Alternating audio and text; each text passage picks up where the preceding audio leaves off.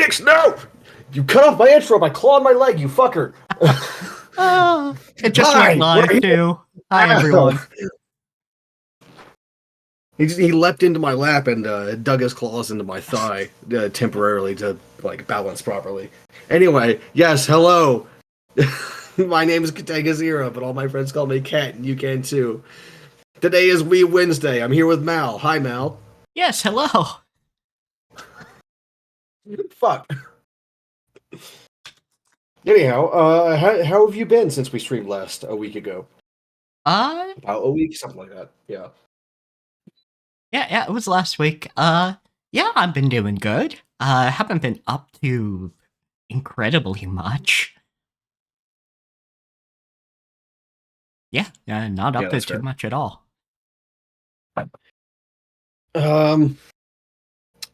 I started writing that anthology I told you about. Oh, yeah, that's good. Because I remember a few months ago I did mention it to you that I just had it in my brain. Yeah, but I finally decided on a setting, which is the reverse isekai rift solo leveling type thing. That we don't really have a name for that subgenre of reverse isekai yet. Yeah. Because there's 10 stories in total, including mine probably, of that subgenre. So we just don't know yet. We don't know what to call it. It is interesting, though. I have seen elements of it being used in more traditional fantasy as well, which is kind of neat. Genuinely kind of neat. Yeah, that's very good. I remember finding a transmigration Murim story where it did actually... No, it was a regression Murim story. Rather. Sorry, not a transmigration. Which is actually really common for Murim shit. Anyway, I remember finding one that actually did include this kind of rift to other worlds being opened and monsters pouring out as well. Which is kind of neat that we're getting subgenre fusions without even having a name for the subgenre yet. Yeah, that is pretty good. Which, yeah, I don't think even in Korea where that's, common, I don't, or not common, but where a lot of those stories come from, I don't think they have. I think it is relatively common there. I think there's only 1 or 2 Japanese stories with that setup. Yeah. But yeah, I actually did like that one that I saw of the Japanese versions. I mean, yeah. But yeah, I don't think they have a subgenre label either, or I haven't seen one. Well, I'm fucking illiterate, so I can't read Korean. Yeah, I mean, I can't read Korean, but so I don't know. I would assume that, at some point, the subgenre name would surface as, stuff like solo leveling gets popular. Well, I mean, it took 20 years for Portal Fantasy to make it across the pond, so... Which is, by the way, for people who don't know, that's the English name of isekai. We just call it isekai because of cultural inertia. It's Portal Fantasy. That's what we used to call it. Like when Escaflowne and all that first came over here to the States, that's what we called it, was Portal Fantasy. And on some sites it's still labeled that, actually. For example, on the site that I publish all my novels on, Royal Road, it's labeled as Portal Fantasy / isekai. Yeah, also be sure the shared chat is enabled as well. Yes, that's what I was looking at right now. Where's the button? Shared chat right here. Start sharing chat. There we go. All right, excellent. Shared chat is enabled. Excellent. Yes. But yeah, it is super interesting that we just don't have a label for that kind of reverse isekai. Because we do have plenty of other labels for isekai as a whole, right? We've got transmigration, reincarnation, possession. Yeah, absolutely.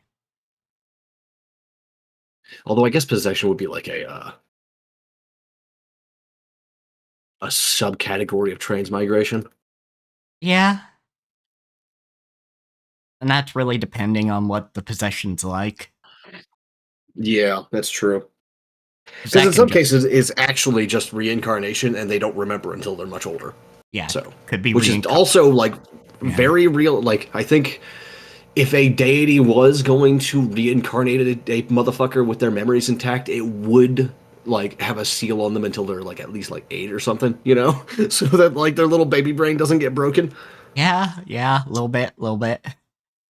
Um, about the only thing I've gotten up to is I've been messing around more with Vencord, which is a thing that edits Discord's appearance. Interesting, fair enough. I don't really mind Discord's new look. My only problem with it is that like everything is circles. Why the fuck is this now rounded squares?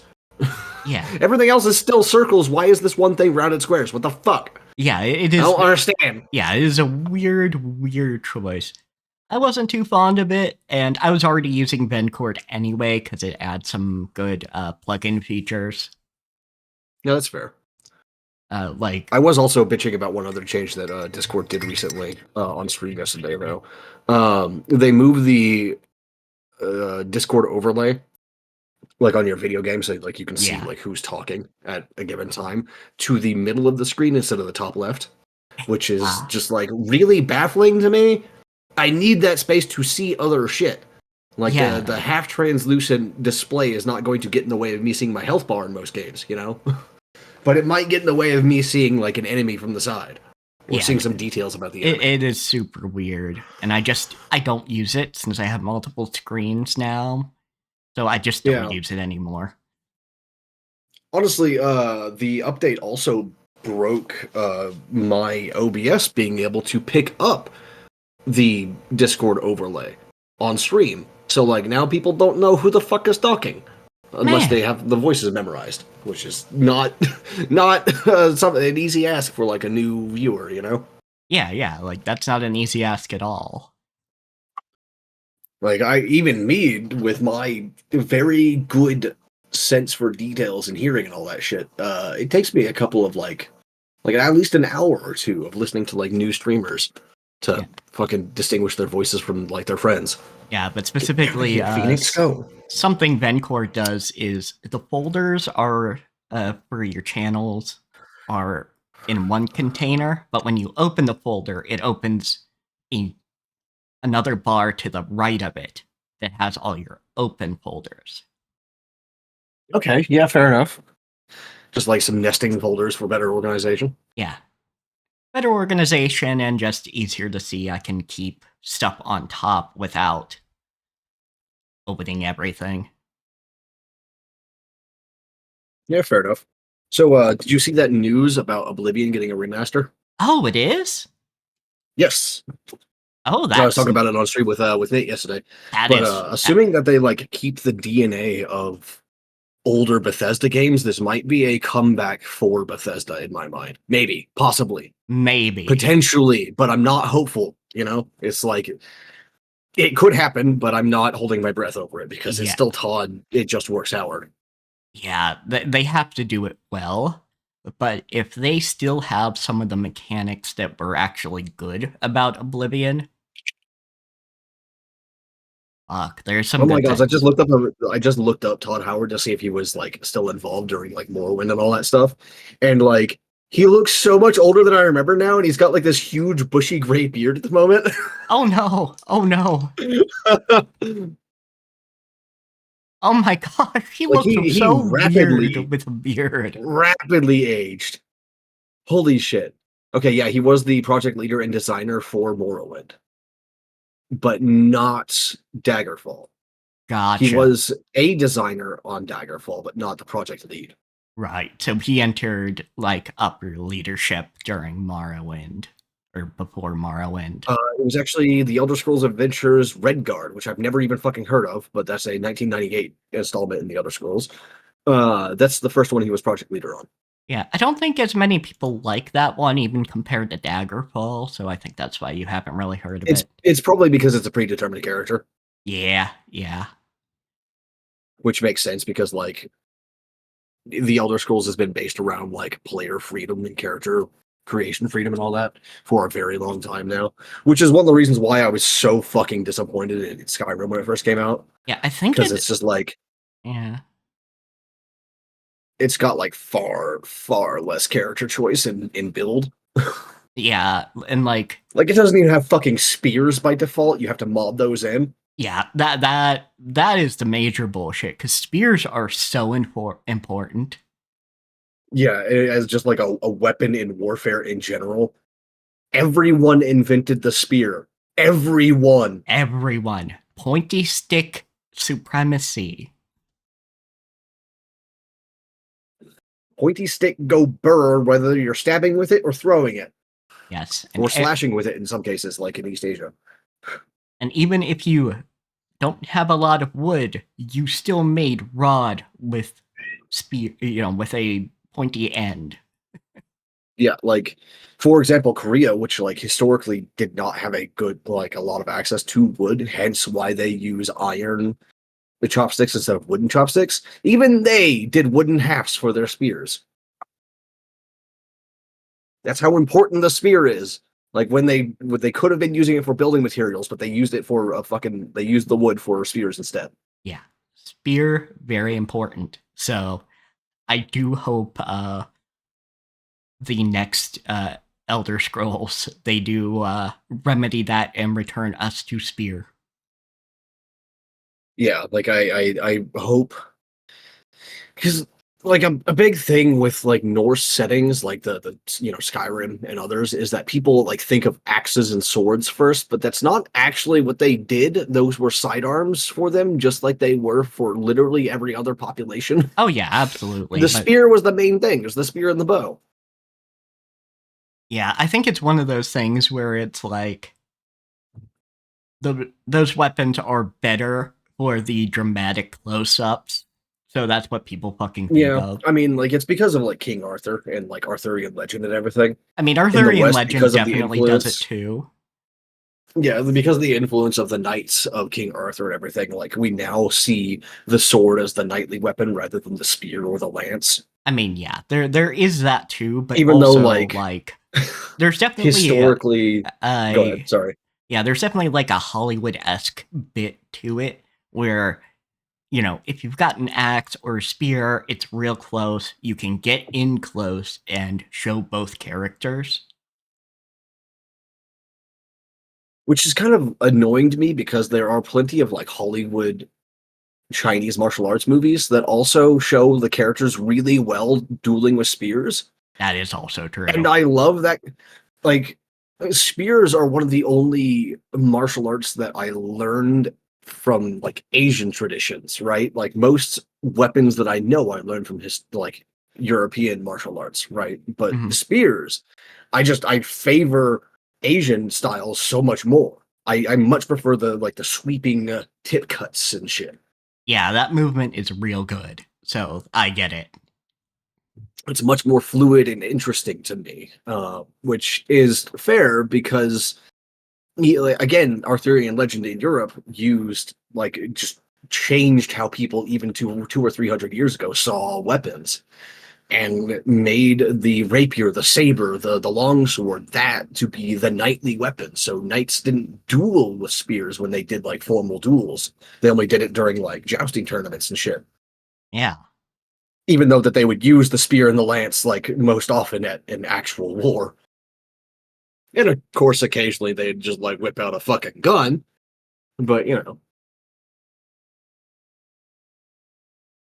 I will like bang on about this forever. But what we think of as full plate armor for a knight is concurrent with firearms. If you saw a knight in plate armor, you would probably see them whip out a fucking pistol and shoot your ass in the face. Yeah, absolutely. Like that is it's kind of again, it's sort of the issue of fiction and the kind of Tiffany problem. Yeah. For the Tiffany problem, for people who don't know it, is that Tiffany as a name is thousands of years old, but it feels like a modern one because of like the kind of characters we give the name Tiffany. The original one, as far as we can tell, is Teophania, which is pretty fucking close to Tiffany as is. Yeah, absolutely. And the first use that we can find of Tiffany itself is still pretty fucking old. Yeah, it's several hundred years old. Also was a surname at first, if I recall. I don't remember, but I'll go with you on that one because so many of the names that we have started as surnames. Yeah, like Ashley was a surname for a while as well, and then eventually became a man's name and is now a woman's name. Yep. Although Ashley probably came from Ashling, which is a Celtic name, Yeah. Irish specifically. Which totally understandable. But yeah, It's very also where we much. get the modern male name Ash, is from Ashlyn. Yeah.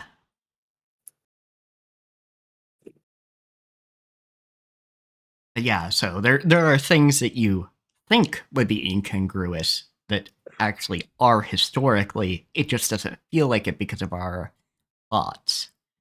Yeah, it's verisimilitude versus actual realism.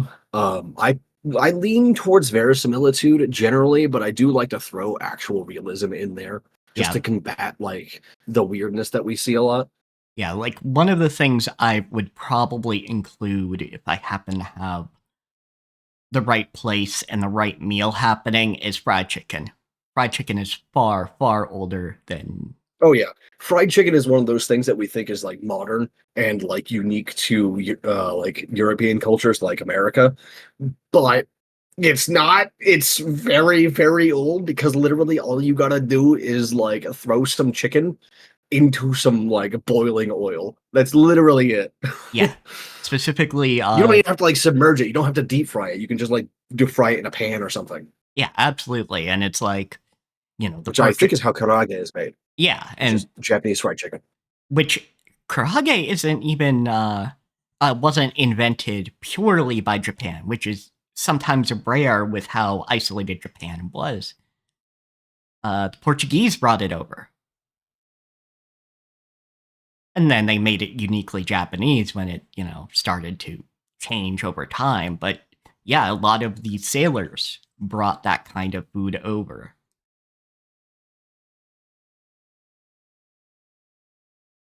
because they'd come into the one port that was open to foreigners. Apparently, it was popularized like karage in America was popularized as Chinese style in the 1930s in America. That's weird. I guess it Interesting. makes sense because like sweet and sour chicken is karage essentially. Yeah, yeah. I mean that is fair. Now The that you breading is a say bit it. different, but it's more or less karage.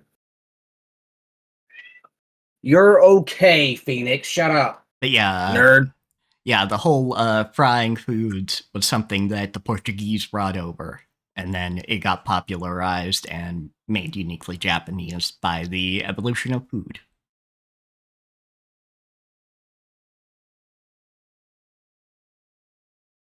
Because it was the Portuguese and the Dutch that first got to do a lot of trading in the one port in Japan that would accept foreigners.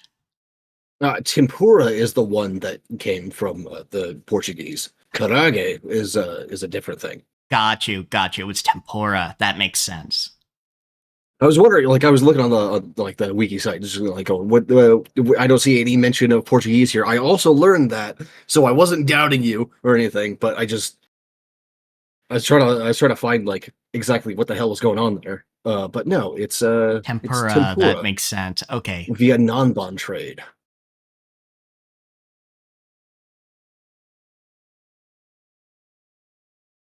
Yeah, actually, Nate did not know that non-bond is a word for European.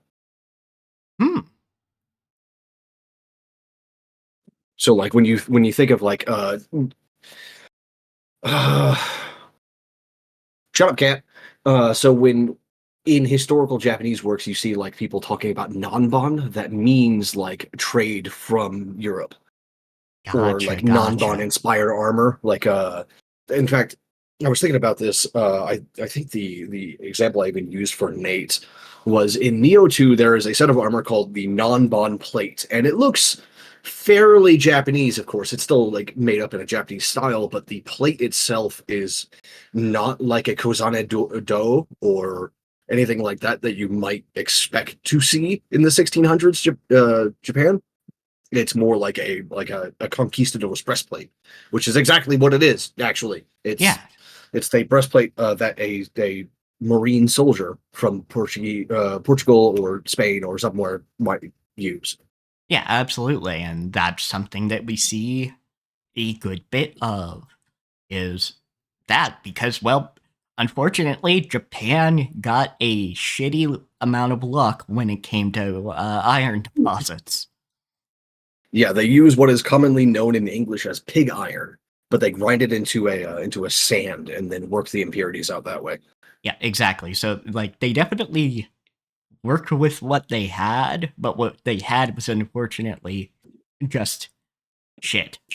And that's just bad luck. That says nothing about the culture. Amahagane, that's what it's called. Yeah. Yeah, Yeah, nothing about the culture, just really shit luck. the iron sand is satetsu. Yeah, okay. So a It's been a lot of while. the breastplates and things that you do eventually see in Japan came from non-bond trade. Yeah, especially like if it's a solid plate as a breastplate, it probably has its origins in non-bond trade. Yeah. Whereas you Like can, either a smith like mimicking the style, or actually just a breastplate that was sold and then gussied up like with Japanese accoutrements. yeah, exactly. Because you'll see some iron armor, but it's usually like rings or other things. Hmm. The word that I used earlier, kozane, is chain. I think that might be Gotcha. scale. Pretty sure it's chain though. But yeah, So you, a kozane do, do being the word for torso armor. Kozane do is more like a chain shirt. yeah. Because yeah, they'll use chain or scale or those kinds of things. Ah, I was wrong. Kozane is the platelets, not the chain. Okay, Gotcha. I had that backwards. Yeah, because that's right. It's kusari do for the chain. That's right. Because Gotcha. that's where Gotcha. kusari gama comes from. It's chain comma. It's a comma with a chain is what it is. Yeah, makes sense. Yeah. All right. There we go. Good brain. Ah, But all right, I was thinking we would get started with To Be Hero X, and do you want to talk about the episode first or the character designs first? I think the episode first because some of the characters we won't see until like later on in the episode. So like talking about them early, kind of. Yeah, that's fair. All right, so To Although Be, some of them we also haven't seen outside of the actual trailer for the fucking show as well, but which yeah, is kind of hilarious because it does not show Lin Ling at all. It's just like it's literally all about Hero X and Ahu, I think his name is. yes. So yes, To Be Hero X episode 2. Uh, I still find it fucking hilarious that Lin Ling and is just like not on the the splash screen art that I've got here. yeah, no. It's like literally the promo art for the whole fucking thing, and like Lin Ling is just not there. Our main character is literally not even there. It's hilarious to me. Oh yeah, it's real good. It's real good. And yeah, we get started with a character being rather angry looking at the prior episodes uh bit with the talk show. Yeah, like even later on in the episode, we don't learn his actual name. We just learn his like villain slash hero name. Yes, So we still don't know who the fuck this guy is. uh, which is Wreck, Yes, it is this wreck. which hella good name, honestly. Yeah, Like if it's you're gonna very have it, simple and to the point. yeah, like if you're gonna have a heel character like that, fuck yeah. But then we move into Lin Ling's new apartment, his new digs, and find out that Well, first we get the fact that we get the details about Moon. Was a life enjoying, freedom loving travel blogger. oh right, yeah. We got that starter thing. I thought that happened afterwards for some reason. I don't know why. I literally just watched this episode like an hour or two ago. Yeah, and she Bad wanted to brain, I guess. show everyone places around the world. And because of this, she got teleportation powers. I'm guessing the impetus there in the Gestalt consciousness, to use a phrase from Centerfall, is basically that, like, the idea of she can go anywhere she wants. Yeah, she can go So, anywhere she wants. teleportation. Thus, teleportation, yes. And, of course she While would I was help watching the people. episode, like, I could not think of a way that, like, people's belief would turn into that power, but, like, I just had that thought about 30 seconds ago and went, oh, okay, that makes sense. Yeah, like, they trust her because she will help people if she can. She's a decent person. She's going to help people where she sees them, and they get to see these vibrant locations through her blog.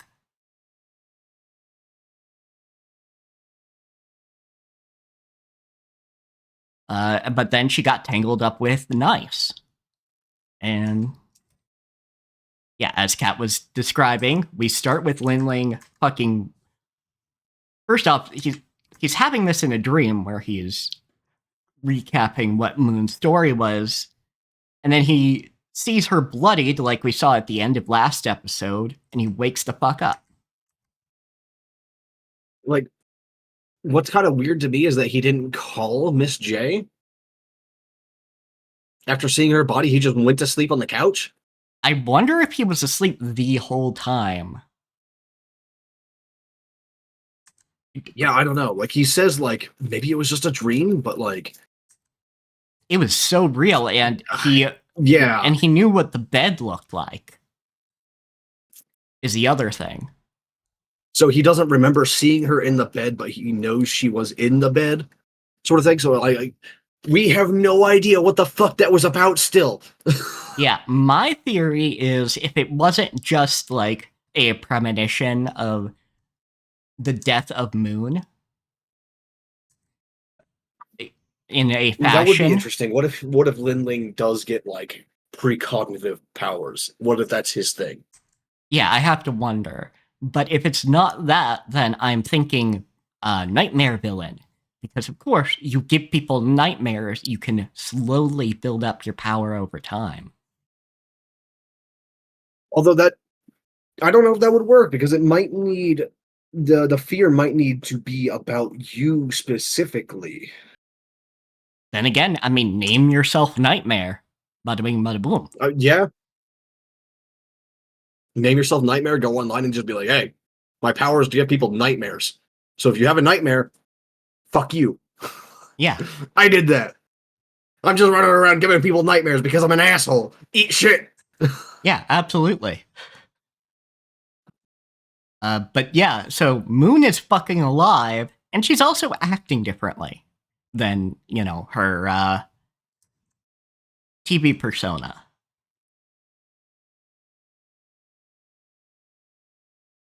And we come to find out it's because she knows that's not nice. It's Linling, and they were like nice, and her were never actually in a relationship to begin with. Yeah, it's all contract work. Yeah, so it's her job. Part of the reason we get it is she probably knew it wasn't him pretty early on, but B, she was fucking surprised because holy shit, he actually has feelings for her through the lie detector, even if it isn't as direct. That explains her surprise in the previous episode. Yeah, quite handily, in fact. It does. It is actually funny to me that in a fashion, Nice would have failed the lie detector test as well, or could have at least.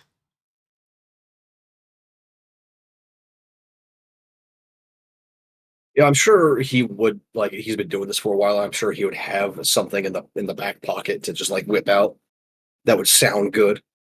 Yeah, either that, but also pass the test, or he accepts the idea of girlfriend as being a contractual thing, whereas Linling does not.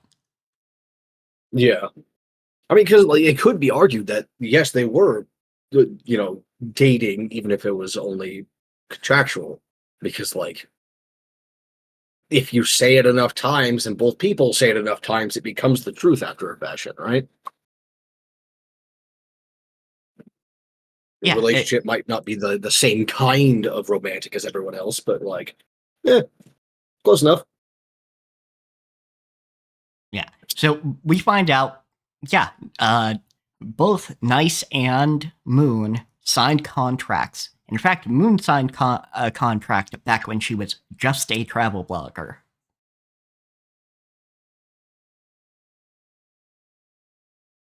And Which is kind of fucking interesting. interesting, and I love how anti-corporate this show is. Yeah, like the whole obviously there has to be at least some real villains and some real heroes because the people aren't going to Not. do what? Like, they're not going to not do it. Like, people are Yeah, going to use like if fear. you gain like literal superhuman supernatural powers by scaring the shit out of people, there's a lot of motherfuckers that would do that. Yeah. And I can't even say I wouldn't. And You they kidding me? do. You gonna give me some cool fucking supernatural powers just for scaring some people? Hell yeah, dude. Yeah, and they I do will confront emphasize. all sorts of shit. And I do find an interesting differentiation they make, because later on we do get a fake villain and it is Wreck. You know, spoilers, but we're going to talk about the episode anyway. But Yeah, of course. when Miss J's like, you can't face somebody of his caliber, she specifically says you can't face a hero of this power. Wreck was a hero by the definition of the setting. Which is interesting. So that means he must have done hero shit. He just also got into fights with Nice all the time. Yeah, because that's what they gave them as, like, contracts. Like, they got fucking scripts. Like, taken very charitably, you could say that these corporations are trying to build up heroes to be powerful enough to fight off true villains. But obviously, the show is not going that direction. It's very anti-corporate. Yeah, absolutely. But that's why they're tantalizing, because some characters absolutely do not use a company. Ahu is not using a company. That Yeah, I I mean, can he's a tell. fucking dog. Yeah, fucking dog. It's kind of incredible, though, that like he is an actual literal dog and not just polymorphed. Yeah. Although polymorphing does seem to be his power, but like he is just a dog. He is a dog that wants to protect his owner, who appears to be in a hospital or something. Something like that. I these trailers don't give a lot of information. They mostly just like play some music while some scenes play. Yeah, and we get some we get their theme song.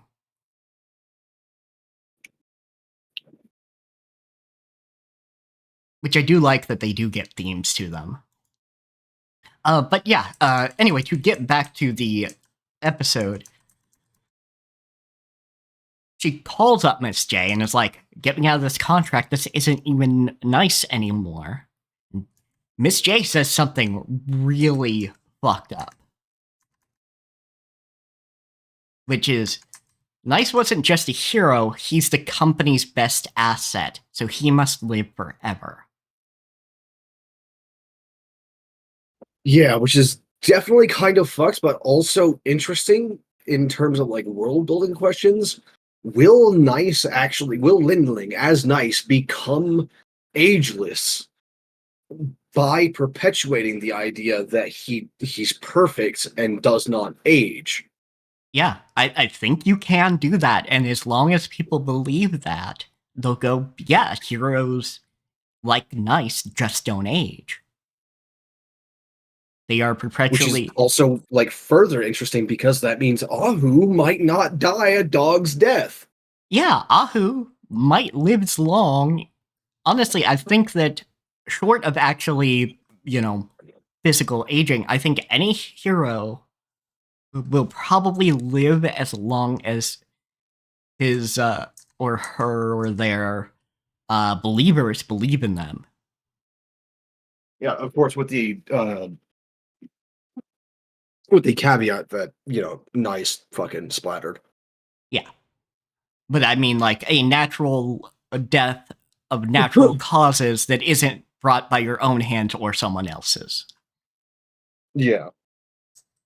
They may not even get sick, which is also interesting. Yeah.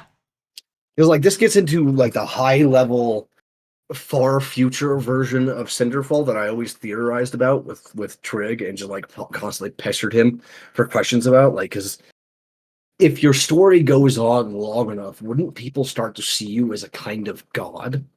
Yeah, absolutely. Like fully immortal and everything?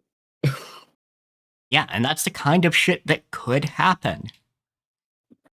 And like these superheroes, at least the top 10 anyway, are to the point of warping reality already by Cinderfall rules. So like these are the kinds of people that would be called demigods or gods and reach that kind of level. So I'm like, yeah, show me more of this. Let me mine you for ideas. Yes, which And besides that, it's just a really good story so far. yeah, I also did watch X's trailer. That was not just the trailer that we saw with him and Ahu. I did not yet. So let me load this up. Yeah, but basically, we see that he doesn't work for a company as a hero, but he has an identity as just a company guy in glasses. Yeah. And his style of animation is it's like classic anime, but it's also like extremely well done, yeah, rather than like 3D or weird stylized stuff. It's just anime and really well done about it. Yeah, it's not weird 3D. It's using a lot of the techniques that Arcane also uses very well, but using them in a different way.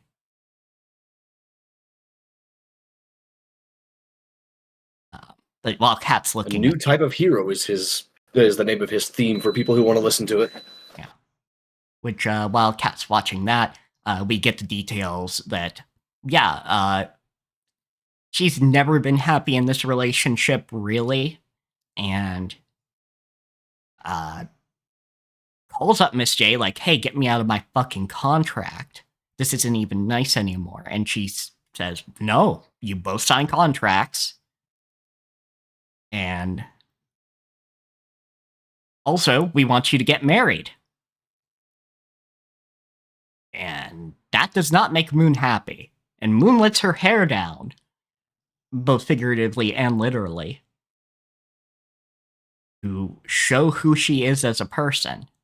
And also, it seems that they shut off TV, games, and internet to their place for like a week. Also stuck a fucking signal jammer in there. Yeah. Fucking to keep them from using their cell phones, which is fucked. Yep. Real fucked company. But over the course of that week, like they do actually become decent enough friends because like Linling is not nice. Yeah. Linling is not nice. It's not the guy that like annoyed the shit out of her all the time. Yeah, because we get, oh, nice when Moon met him was fucking neurotic. A perfectionist. Yeah, because of like his fucking image, which I guess might actually be like why he fucking leapt off that building. Yeah, absolutely. Because he was not like that untreated untreated severe OCD is what it sounds like to me. Yeah, and I mean, Lin Ling even says it. My OCD has gotten worse since becoming nice. And she's like, all right, here. And I fucking love that they throw fruit at the statue. Yeah, and like the splatter pattern makes nips on the statue, which I also like a lot. Yeah, and like, that was fun, because last episode, both you and I were talking about, man, that statue would be fucking uncomfortable. Yeah, unfortunately, we'll never get the real nicest like opinion on that statue, but like I have to imagine even he was like, "That's a bit much." Yeah, he's just like, "That's a bit much." But I don't self-worship. I'm just a perfectionist. Yeah. But we do see he wasn't like that. When he was with Rek as a friend, they were laughing, playing, accidentally pouring Throwing drinks shit at onto each each other, other. being yeah, But which is slowly Nice tried to become his image. Which I think what Lin Ling is learning from this, like what he can take away from this is do not try to become the hero image 24/7. I think every hero that does well in this setting will have a difference between work and just personal life. that also does explain why Lin Ling was forced into Nice's hero costume as well for the interview, because Nice never showed a like personal persona ever. Yeah, never. Which I don't think they let Moon do either, to try and cultivate the idea of Nice's perfect girlfriend. Which also might be why her power got restricted, because she was never shown in the context of her old travel vlog self. Yeah, she never got to be her own thing when she became a proper, like, hero instead of a travel blogger. When she became a hero, she became Nice's girlfriend and his accessory in his story. Which, again, I really fucking love this because a lot of, like, indie stuff, at least out of China, can be very misogynistic, and this is the opposite of that. So far, obviously, like, they could fuck up at some future point, but Moon's story of her going, yeah, I don't want to be Nice's accessory, even if I like you a little bit more, Lin Ling.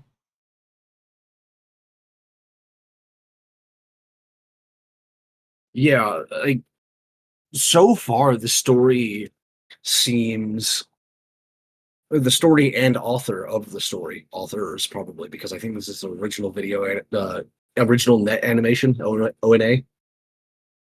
It is, There's yeah, no source material for it, if I remember. yeah, there is no source Um, material for this. so there's probably multiple writers on the project, but anyway, like the writing team for this show, at the very least, and the story itself, are all very much on the side of the oppressed, whether they're like lower class or just like women. And that's cool as fuck. I like to see that, especially out of China. Yeah, that's fucking cool, and I love seeing it. Because like my experience with Chinese media has been the exact opposite.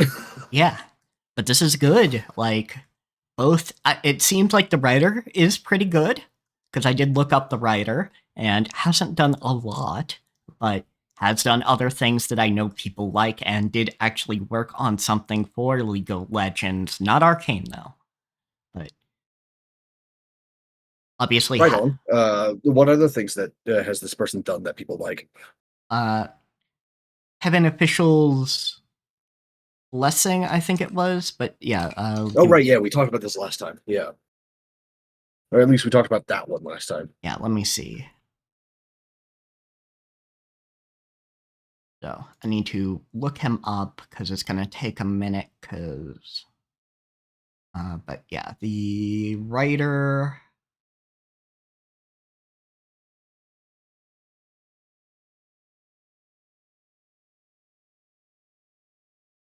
Let's see. Yes, Haoling Li. Okay. Uh, Let me see what all he's worked on. Because he's done the To Be Hero stuff. Which To Be Hero in general is anthology stories about heroes that have nothing to do with each other, including not being in the same world. So you don't have to look at the prior stuff to understand this. That's interesting. And the other two were uh, more comedies.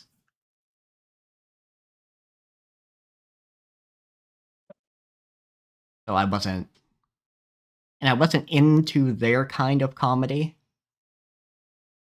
Yes, Heaven Official's Blessing is the thing that I know other people have seen in the West. Okay, I thought there might be a couple other things. So Let's see. So IMDb has something called Psychic Princess. never fucking heard of it.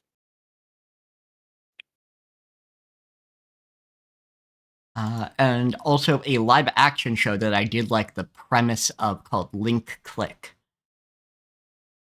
Oh, I do know that one. Yeah. Well, kind of, anyway. Oh, okay. There's an animated I don't version think I've ever and watched it. Yeah, I've seen the animated version, like highly recommended all around, and I just never yeah. fucking But did yeah, it. specifically, it's about superpowered photographers, really. But they use their clients' photos. Solve mysteries or something like that, if I remember correctly. Yeah, to solve mysteries and that kind of thing. Which, yeah, that is a neat premise. I can be into that. There is some like old Victorian, not superstition, but like supernaturalism in there somewhere, and I can't dredge up like the memories of it to like explain what the fuck is there. But that's drawing that idea of using photography like that is actually a very old one. Yes, cameras capturing the soul kind of things, or capturing pieces of the Yeah, soul. Like that's been around since cameras have been around, pretty much. Because I mean, fuck, that was a creepy change in technology, even if it was cool as fuck. Like that could be creepy looking at it as a fresh-eyed viewer of that technology. yeah. So I get it. Like I get where it came from.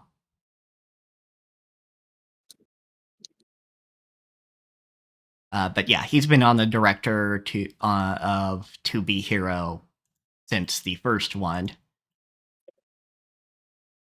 Heaven Official's Blessing is pretty popular, and then Link Click looks pretty good. So not a lot of things. Let me actually look at the thing that he did for League of Legends. I know he did a thing. The short that is League of Legends Kin of the Stained Blade.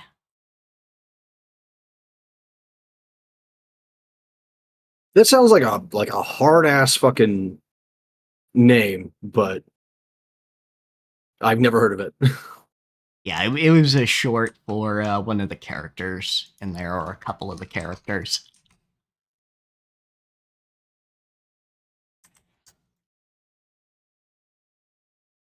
But yeah, Linling and Moon get to know each other.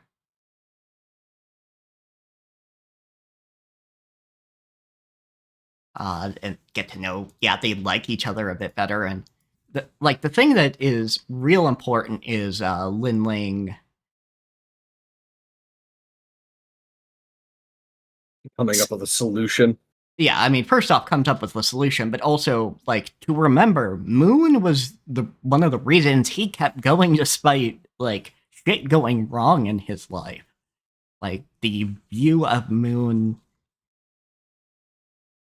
as presented was something that kind of kept him going, and now he's seen the real her, and that didn't tarnish his view, and he doesn't try to make her into the Moon that he saw. Yeah, which is great actually. Like he every time he sees something new about her that was not in the like, advertisements or idol stuff or anything like that, he's just like, "Oh yeah, she's so fucking cute. This is so cool. I Yeah, like this a lot." yeah, she lets her hair down, being messy, and he's like, "That's fucking cute." And then she gets messy with throwing fruit at him, and he sees what she's trying to do to get him to be playful. And she's like, "You're you. Why do you have to become nice?" And I think where this could go is Lin Ling might build up a small but existent band of supporters by doing unnice-like things, and people knowing that he is not nice. Yeah, like this is gonna be weird, but true fans of a thing generally, when the thing starts doing something new or trying new things, they're generally gonna be pretty supportive, right? Yeah, absolutely. Like, you're gonna get some Like, people who are like, no, I just want the one thing you've been doing forever. yeah, like this is, for example, it's been me with FromSoft stuff. Like every time they come out with a new one, I'm like, yeah, this is like this is really cool. This change kind of sucks, but like all this other stuff is really Yeah, fucking like, I awesome. could go, I love that they're trying new things and not stagnating yeah, every time. absolutely. So I might not get Night Rain, but I'm glad they experimented with a new thing. Like I would like to try Night Rain and see if I like it, but like I don't have any fucking money, so it's probably not gonna happen. Yeah. But yeah, we find out, yeah, fucking Moon, as soon as, like, she became entangled with Nice, can only teleport to Nice's side because their supporters want them to be together forever.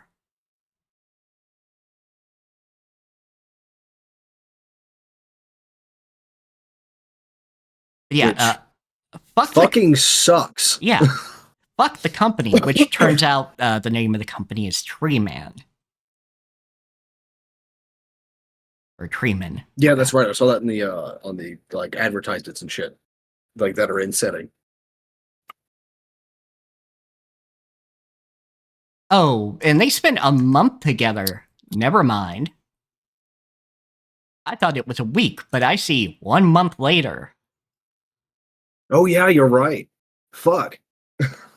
No TV for a goddamn month. And no wonder Rek is a fucking wreck when he actually gets to talk to Lin Ling. He wants to hear it from the guy who's acting as nice as Mao.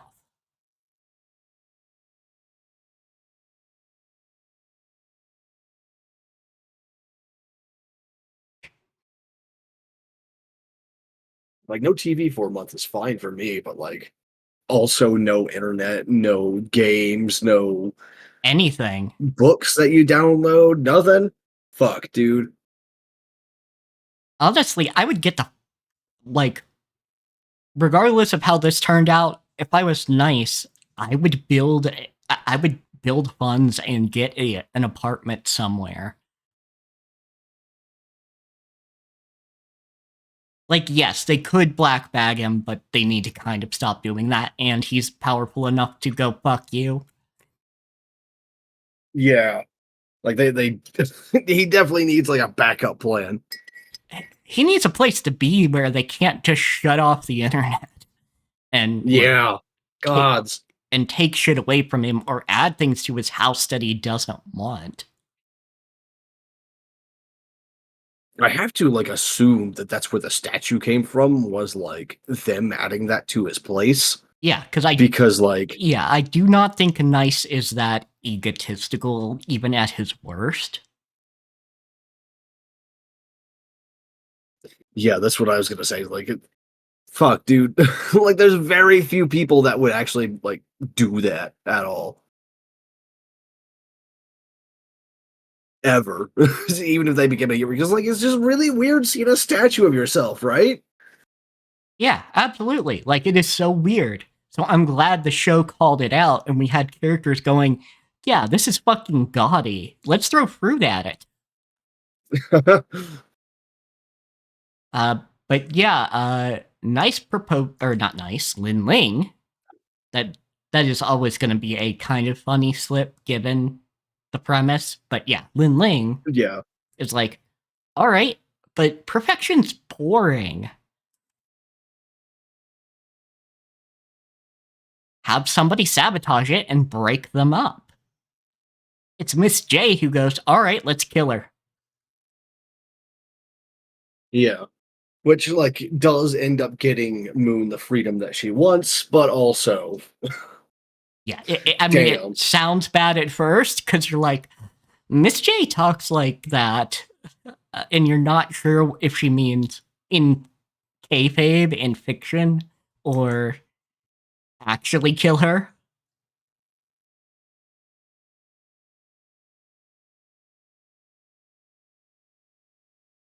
So anyway, they televise a scripted proposal event and bring in Rek as Nice's nemesis to break it up. But because Rek and Nice were actually good friends, just generally speaking, overall, they were fantastic friends. They were best friends, one might even say. You might even say in the histories that they were roommates. Uh, He's actually uh, emotionally compromised and doing shit like creating a gigantic, like, fucking mountains of these rocks into the sky. yeah, like Rek has some fucking power. Like he is not weak by any means. And he can tell just from one punch that that's not nice. Because of course you can't like replicate someone's entire fighting style to the minute differences that quickly. Not even fucking in fiction. You just can't do that. Yeah, but he's So of course Lin Ling punches differently. yeah, and he's a fucking emotional wreck. Har har har. But no, really, like he hasn't heard from Nice in probably over a month. You know, like over even just the time that Nice had killed himself, he probably withdrew to some degree. Yeah, it's been at least like a month and a half. And like imagine how you would feel if your best friend suddenly went fucking silent after like and then you just didn't hear anything about them Yeah. for like a month and a half, and then suddenly, oh hey, he's proposing to his girlfriend, and you're like, what the fuck? Who the what? Yeah, like what the fuck is going on? I need to talk to him. And so, yeah, Rek is powerful enough to create, like, above the clouds. The only things that can get up there are Treeman's drones, and they can just shut off the feed. So he's like, no one's gonna bother us. Talk to me. I do, Yeah. and he even goes, I'm gonna kill Moon. But and Moon's like, do it, do it, do it, because she doesn't get it. No, he's actually that emotionally distraught. Yeah, he's genuinely about to fucking kill someone. Yeah. Yeah, and And she thinks he's finally getting into the script. But nope. yeah. And then he gets told, like, Lin Ling tells him, Nice took his own life. And he is understandably, like, completely distraught. Because they were actually friends rather than contracts. Yeah, they knew each other from before they were heroes, kind of shit. Like it was their dream to become heroes together, which is why they even did it in the first place. Yeah, but the scripts they got were separated, and he was basically also an accessory to raise Nice's profile. Which, weirdly enough, I think he was fine with as long as he continued to get to meet with Nice and like work with him. Yeah, but the thing is, It's only when they started like shutting him out and not letting him get as much screen time with his buddy that he started like fucking up over it. yeah, he got really fucking distraught, and you know, Nice eventually, withdrew to some degree, and they were not able to meet off screen anymore, not because the company was stopping them from meeting, but because Nice was going through fucking depression. And Yeah, like I said earlier, severe untreated OCD kind of shit. Which yeah, yeah, I understand, I get that.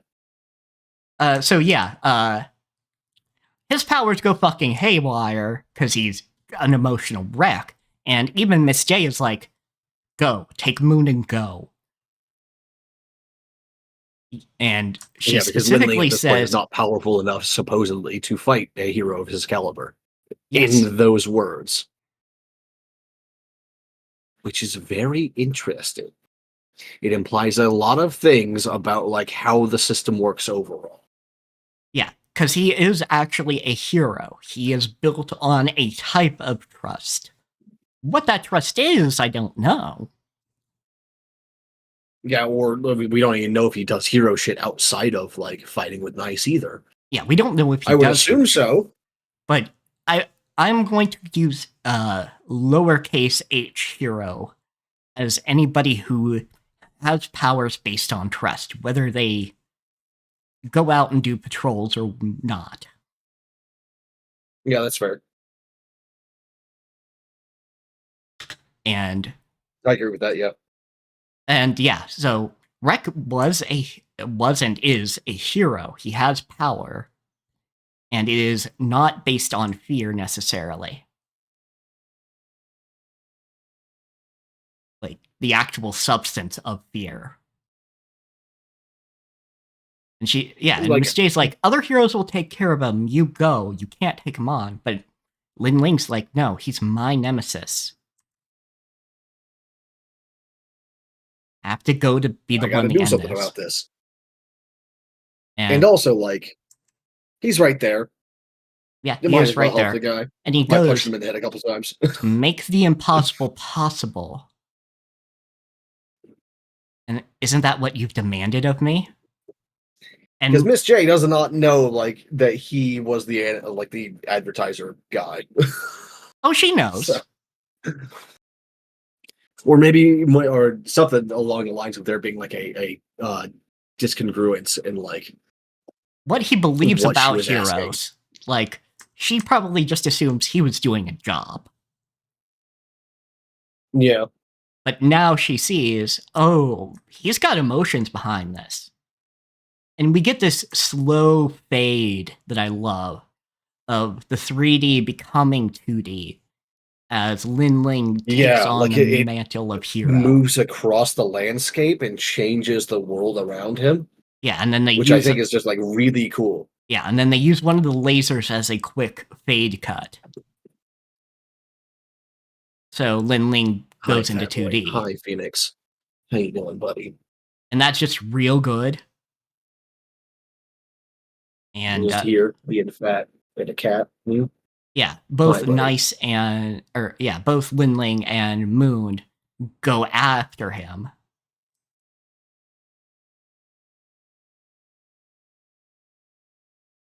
Because it's like, no, you're actually going to fucking hurt somebody. And they do actually team up and use the powers appropriately.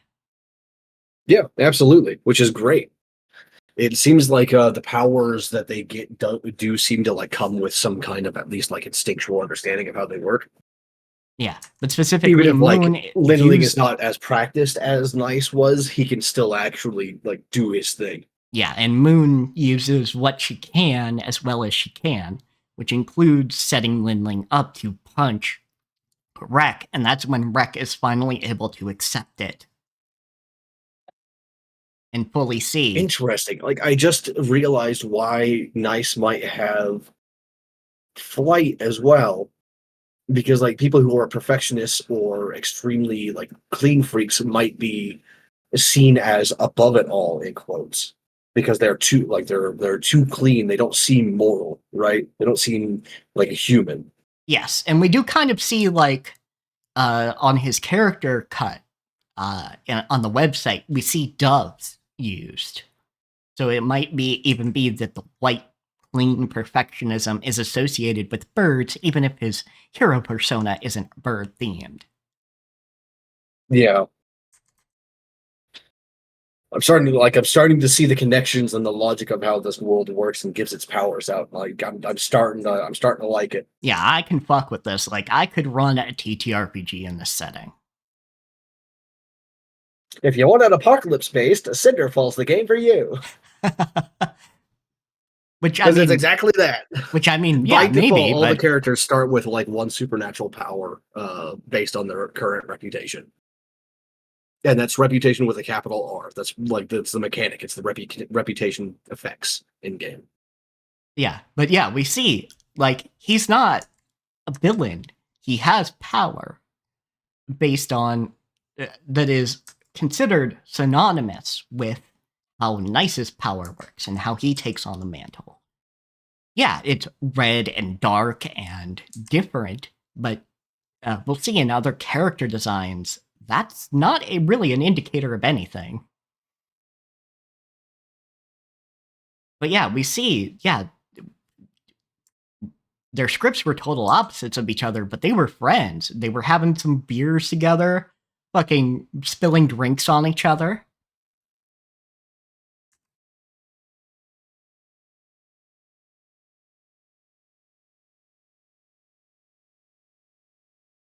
Yeah, just to explain what I meant about the reputation effects. Every character by default starts with it because like they're considered like player characters who have already been in the world for a while, right? Um, Leia Foundling, my first Centerfall character, has Hunter of Beasts, which gives her like basically plus to everything when she's fighting anything supernatural, and makes her immune to curses that strip your reputation effect. Which there are creatures that do that. And Audrey was supposed to eventually earn one of her own, but she doesn't start with it because she's a werewolf instead. Gotcha. But all the characters that I've made have stuff like this. Like Neon Rose has where's the entry? Where is it? She interfaces with technology on like an instinctual level, so she gets a +1 to electronic rolls when concerning like security stuff. It starts off minor like that, and eventually like snowballs into near demigod status. Like eventually your reputation effects section will have more effects under it than your normal trait section does. Like extremely high level characters in this setting are like I can't remember his full name, but I'm pretty sure it's Maxwell. Or no, it's Maddox. King Maddox. There we go. Maxwell's a different character. But King Maddox is essentially like a living god and can actually fight other gods. Which do exist in setting, by the way, because apparently even like death does not stop deities. Which is fair. Even dead, a deity is a deity. Divinity is divinity, dead or alive. Which I like a lot. It's the same kind of setting, but taken more to an apocalyptic route rather than a dystopian cyberpunk route, which is what 2B Hero X seems to be doing. Yeah. And so they not only was he not on screen with Nice and not able to schedule meetings with Nice wouldn't even reply to his messages at some point. I think that's sometime. Which we don't know the date of those messages, but I'm going to assume we're assuming that they're before he died. Yeah, like I'm going to assume some of those messages were from before when Nice just started to recede from life as depression hits because his life was being controlled by his company. Which is fucking brutal. Yeah, and it wasn't until today I understood. Turns out my dream of being a hero was shattered long ago. Sucks, buddy. This is why you don't have dreams and you just like firebomb people. That is not real advice. Don't actually do that. Yeah, and then for legal reasons. Yeah. that is not actual advice. Yeah, and then fucking Moon is like, I was so focused on you, I forgot to dodge as she falls. And unfortunately, Lin Ling is like believing this because he sees blood and he's not sure what's going on. Fucking Twitch, god damn you. Like, I'm mousing over your thing and it says malleable persona with BDG Katagas, and then it says join, and I'm like, but that's me. That's me. I'm already there. That is me. I am already there. And then Moon's just fucking it even shows my face beside it. Like, that's me. That's my face. What are you doing, Twitch? That's a fake blood pack that Miss J set up. And Which she delivered that line really fucking well, by the way. oh yeah, absolutely. Like, that was perfect timing. And she does well enough that I actually believed it for half a second. Yeah, absolutely. And she says, I was like, "Oh shit, no, yeah, Moon, don't die." yeah, do And then I not was die. like, "Wait, hold on a second. That's what they planned on. It's fine." Yeah, and then Moon's like, I actually do have to thank you because you are, and thanks for putting up with me. Because Linling didn't deserve a lot of the ire that was being directed at him. Because that was absolutely not. that was shit that Nice earned, and that the company earned. And Linling is genuinely crying as he lands. Not because he's a good actor. We don't know exactly. His ability to act is pretty good, though. But no, he's crying because he knows this is goodbye. Yep, he's not going to see anything more from her, like, basically ever, most likely. Yeah, like, I assume she could send him emails or a postcard. But that's about it. He cannot be publicly seen with her ever again. And she cannot publicly use her power ever again, either. She might be able to just color the ray gun something different, and you can just go, oh, I've got power like Moon's.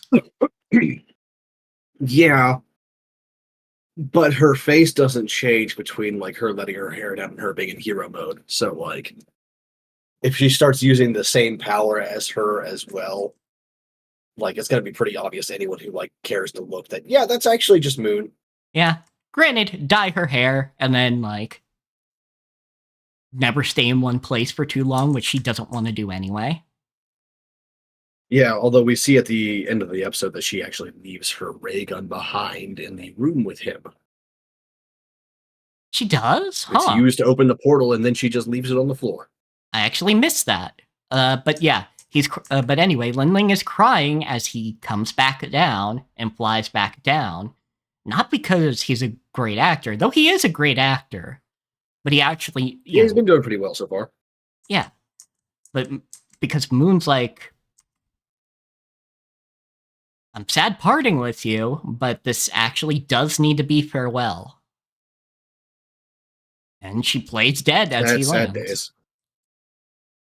And it is sad days. Finally met his idol, only to have her be like, yeah, we're never going to see each other again, fuck you, bye. Yeah, and even Miss J's fucking crying as she's looking at this. She thinks he's just a good actor, but...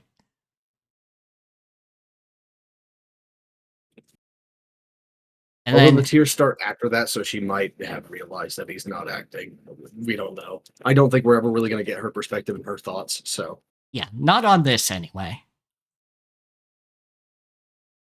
But yeah, part of me wishes that he leaves the company and he hires Miss J as his publicist, and it's much more of a, you help me do the things I want to do with my career.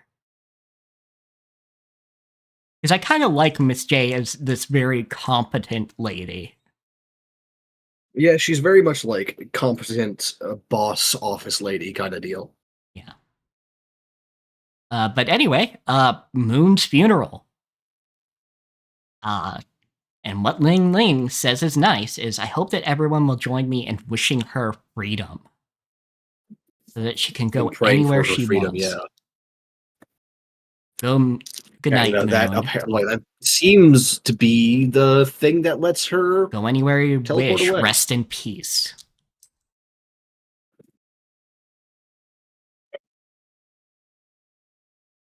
And then he's like, I've got a surprise for you. As she's getting ready to leave. But she's free.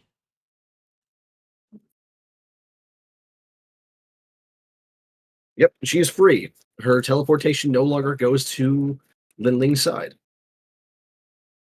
Although it would have been super fucked up if, like, the first time that she tried to use teleportation after meeting Lin Ling, instead of it showing up beside him on the couch, if it had just straight up like opened into his casket grave. Oh no, that would have been so bad. Yeah. That seems like the kind of thing that I would do instead, though. Being bound to a corpse like that. Yeah, and then she asks, have you found what your heart desires? And I think that was an offer that, if he wanted to, he could have just left with her. And she'd be okay He with should that. have. But he did always want to do that anyhow, so. Yeah, he always wanted to be a hero. Also, we do see the technology a little bit, which is kind of neat. Because she's got this weird little bit of technology on her wrist. I don't know what it's displaying. Probably her trust value. But I don't remember very well, so. Yeah, I don't know what it is, and it's not really showing it necessarily. But she uses it. It takes her somewhere. Somewhere tropical. It might be another, like, teleportation device that she uses. Rather than the ray gun. Maybe the ray gun was always just like a prop, and that's the actual, like, catalyst for it. I don't know. Yeah. But either way, she's like, I don't know what I want, but I know what I don't want. And it's to be here. I'm out. Yeah, she doesn't want to be an accessory to somebody else. Even if he means well. Understandable.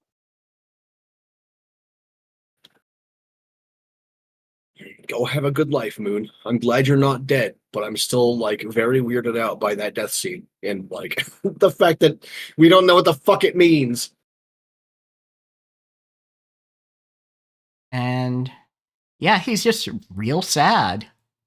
And understandably so. But even then, he doesn't make her stay when he could have. He could have fucked this up at any point, purposefully.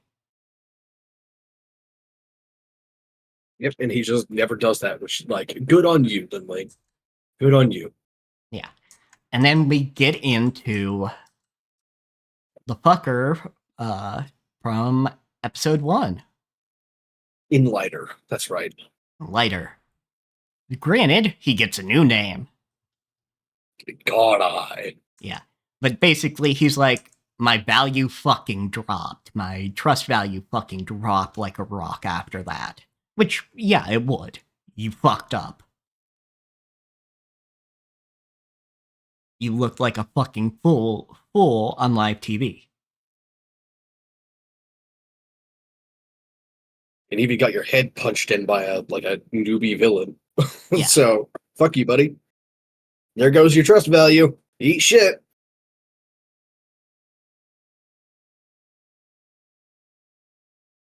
Yeah, but then somebody goes, yeah, trust is kind of shit. Like, trust is cheap.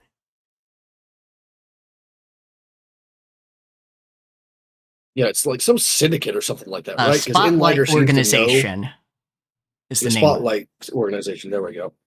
Because, like, Inlighter knows their name and who they are. Or, I mean, like, God Eye, I guess, whatever. Yeah, but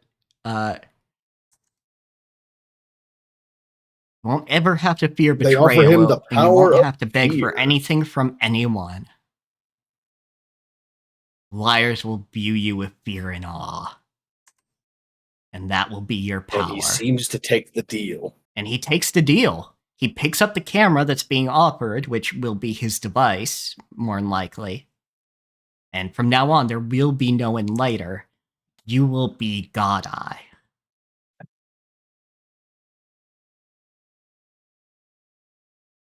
Also neat because, like, this kind of setting naturally lends itself towards having a civvy persona and a hero persona.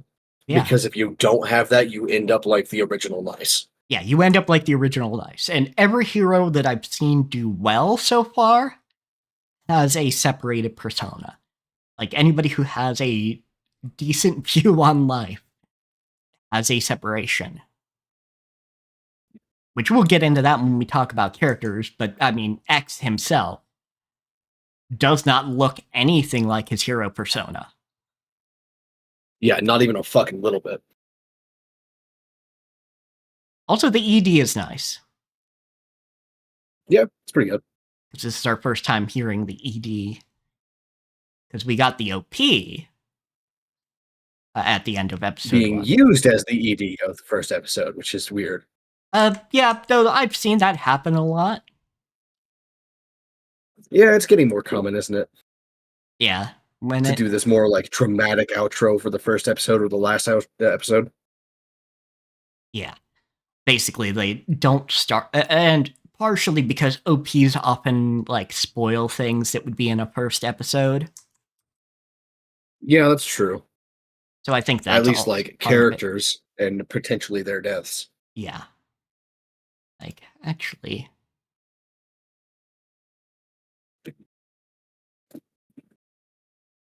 Well, Yeah, I from think what I saw of the yeah, I think it does at least kind of spoil shit's going on with Nice anyway. yeah, fair enough. Which what I noticed from all of the character trailers, their character story movies, whatever the fuck, uh, is that there's some of them who have like relatively normal backgrounds and other ones who have absolute fucking tearjerker tragedies. Yeah, absolutely. Some of them have some real fucked up shit in their background. Yeah, people have fucked up shit going on, some of them. All right, so starting from the top, we've got Nice. Which Yeah, I'm looking at Lucky Scions right now. Cyan, not Scion. Yeah, Lucky Cyan. But yeah, to go through them very quickly, we start with Nice, which you know what Nice looks like, but also there's doves and white curtains. And the Yeah, sun. like there's a very much like this big thing of like cleanliness and purity with Nice. Esol, which is a speedster hero, looks a lot like oh fuck, what is his name from My Hero Academia? Ida. The engine guy. Yeah. I remember his actual name is Ida, but I don't remember his. Yeah, let me see. Respiro?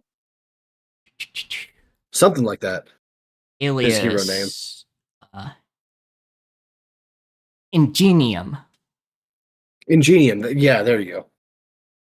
Yeah, Turbo Hero Ingenium. Which also, to go over the blurb, also, because each of them has a blurb. Nice is no less than a flawless dance and a flawless victory for Mr. Perfect. Esol is a streak of light inherited. Which seems like he might have a similar background as Ingenium, because Ingenium also inherited his name from his elder brother. Yeah, super quick speedster. There's not a lot to say about his design. It's just like cyberpunky, you know, like it's sci-fi.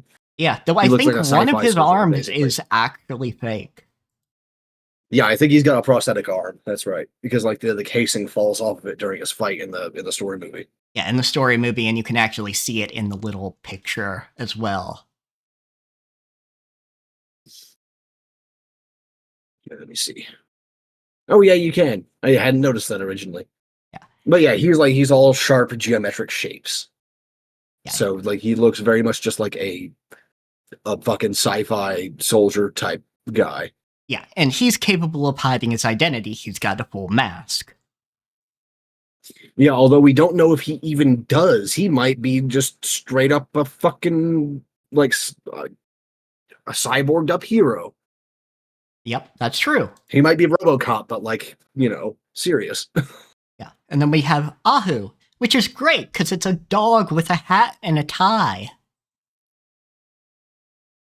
Yeah. But he wants to protect his owner, and he can actually, for a limited period of time, change his body and give himself like a big buff or other kind of body. Yeah, like I said, it seems like his power is polymorphing, you know, himself, but he seems to just be a fucking dog otherwise. Yeah, he's a fucking dog. Lucky Cyan. Her design is a rock star. Yeah, of course, like her hero form, her hero outfit seems to be more along the lines of like a sci-fi magical girl almost. Yeah, a little bit. But yeah. Um, she has a yo-yo that's part of her design as well.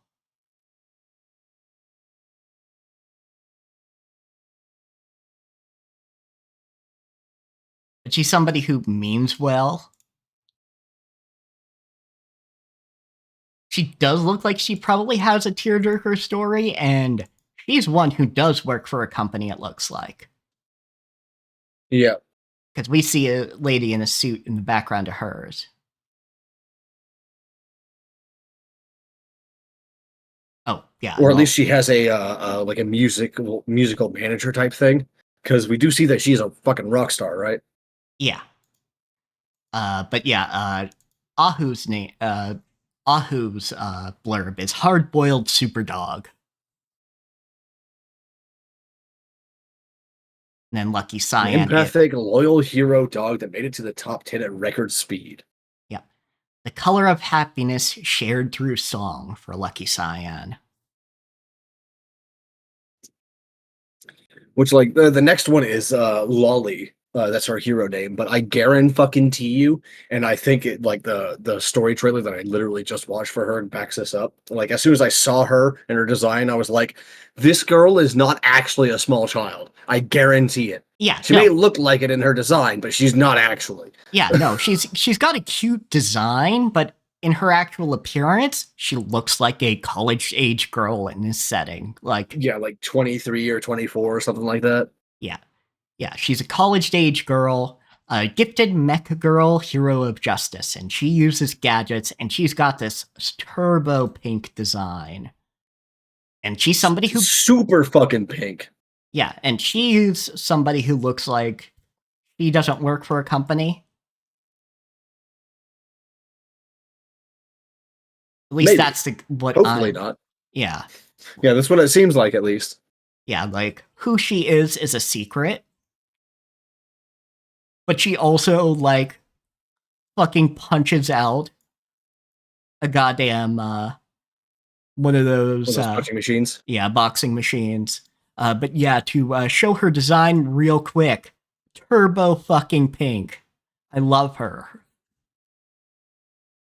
Yeah, the Johnnies are up next, which is interesting because they're a pair hero, not one, but two heroes in the same spot because I guess they never separate each other from each other. Yeah, let's look at the concept movie here.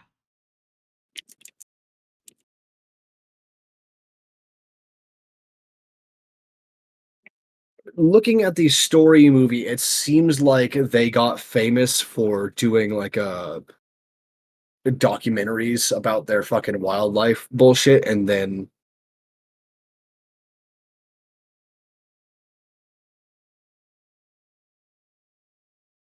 became heroes like that. I don't know. Yeah, maybe became heroes like that. Maybe it's that he has an animal kinship thing going on. Possibly. So I'm wondering if the other fellow here is just like it's an animal that also has the power and is connected to him. I think that's probably the case. And so it's like, yeah, you have a kinship with this other being, and maybe you guys are kind of boosted by the fact you work together.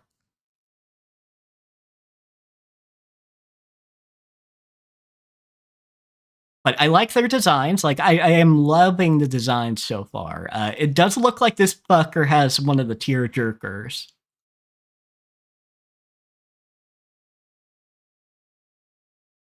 Yeah, from the like the shots of his mom, I think it was probably. Yeah, and like his village or whatever. His appearance also seems to be like kind of beastly. Yeah, it's got this In beast case of the ears, I'm pretty sure that's just like decoration, but he's also got like, the fang kind of deal going on. Yeah, he's got the fang going on. Like, I think he does have a semi-animal thing going on where he's got the animal kinship, and that shows through the more he becomes a hero. But either way, like, he's just from this little fucking village that looks like it got like trashed or burned down.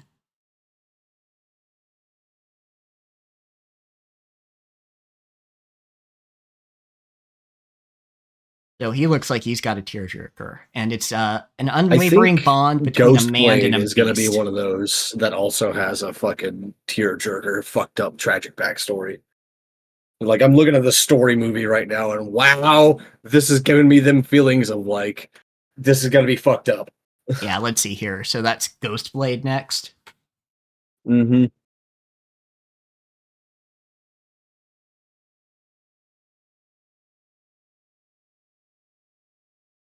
But yeah, number 4 hero, Ghostblade. Which is kind of funny because the link on the site is mislabeled as Ghost Blade, not Blade. Oh no. Look at that. There's a typo in it. Oh no. Poor fucker. Yeah. Granted, it's correct on everything else, but somebody made a mistake doing URLs. Yep. The silent killer from whom even speech knows no escape. It's a weird way to say this dude is mute. Or at least doesn't talk very much. Yeah. But he's also I just like noticed this, but like there's these shots at the very end of the trailers where yeah, it's all of the top heroes in suits and like formal wear, which is just very cool to see. Mhm. And yeah, it's like there's this he definitely has this assassin vibe, and the little story trailer, like he had a wife, like ring in hand, everything. Yeah, one of the top heroes, number 2 is a woman queen, and in her little fucking formal wear suit deal, she's like laser targeted for lesbians. Oh yeah, Queen is laser targeted towards lesbians. Like, hold on, let me get you a fucking snip of what I mean here, because this is incredible. Yeah, let me look at that. God, it's like that's just Oh yeah, like yeah, let me save that image. she's got like the button-down shirt that's half unbuttoned, the over-the-shoulder braid, the high-waisted pants that give her like the nice figure. Yeah, absolutely. Like It's everything the lesbians like. Hi, Phoenix. What are you doing on my footrest, huh? Hi, buddy. What are you doing down there? Why are you like this? No, don't get in my lap. No, no, no, you're not allowed up here. You yeah, shed like too much and you never sit still. fucking look at her, folks.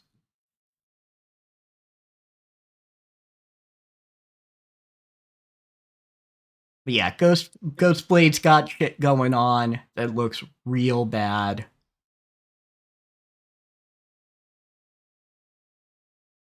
And he's just got an assassin vibe to him in general. Like he uses knives. It looks like Dragon Boy is or was a street thug at one point. Yep, that does seem to be the vibe, which Dragon Boy is suited for a lot of people, but I have a feeling the gays are going to enjoy him a lot. Yeah, that's true. Phoenix, fuck off, man. Stop this.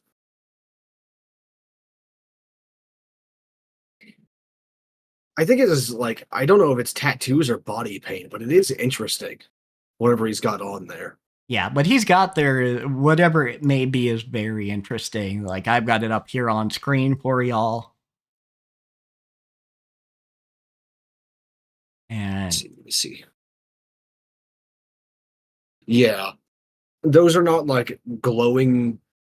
I mean, they are glowing, but like they're not manifestations of his power, I don't think, because like he just has them on normally. just all the time. Yeah, so we They don't. do seem to glow when he uses his power, though, which Yeah, is interesting. which I think says something about him where A, he's associated with it, and B, it means a lot to him as well. Yeah. I'm gonna say, given his street thug persona, because like he's even like graffiti and stuff as well. Like they're really trying to drive it home. That's his lifestyle. I'm gonna say those are probably tattoos. Could be. Yeah. I would not be surprised. I don't know yet because we haven't actually seen him yet. Yeah, like properly seen him. But I don't think that's paint. I could be wrong. But also that would be hell to put on every day. Yeah, you're not wrong.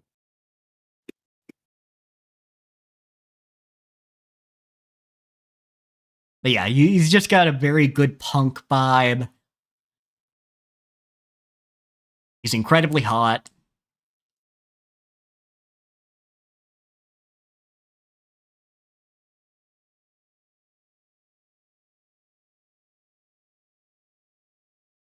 Queen uses a glaive, which I like a lot.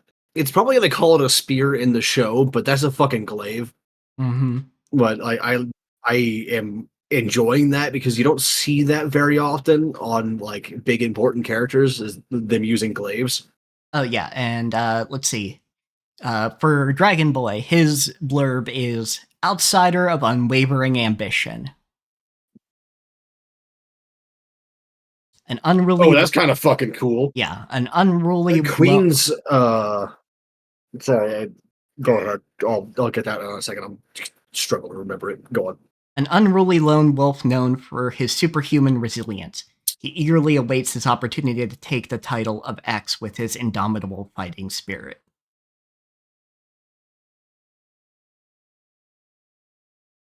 Now you can go ahead Yeah, and all read these Queen's. characters could be like very interesting, but Queen's fucking crown that you see in her character design actually comes down and slots in over her face as like a helmet, Yeah, it's super fucking dope.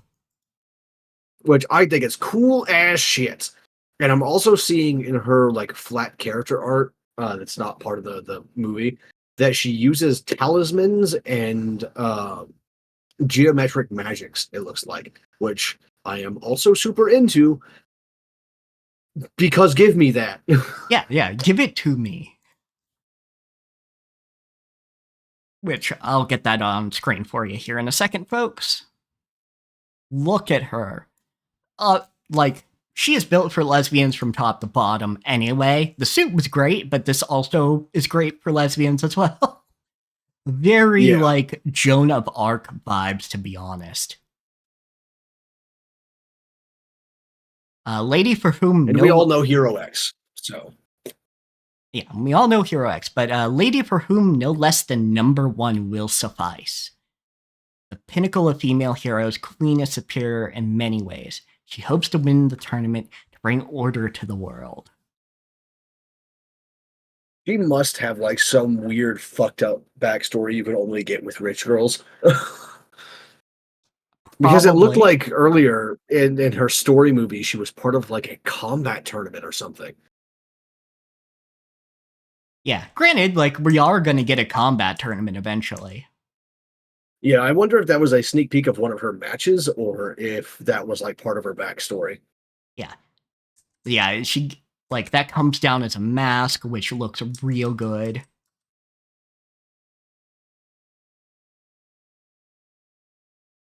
It's gotta be like really fun to be like one of the hero designers that designs people's outfits in this fucking setting.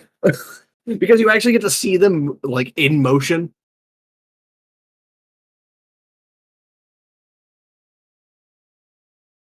Fuck, dude. That's like the platonic like end goal for all character designers like me is to see your characters in motion and moving so that like you could understand a little bit more about how they work and how they move so you can refine the designs even more. Ugh. Absolutely. And she is, her song is Queen of the Stars. That makes sense. She's got like a star-shaped sort of. They're on a spear. They're called wings. But like it's just like a design theme on her is light and star shapes, which is kind of cool. Yeah, and she wants to change reality. She wants to change things towards some sort of order. We don't know what, like, specifically she wants. I'm sure we'll see later on. Yeah.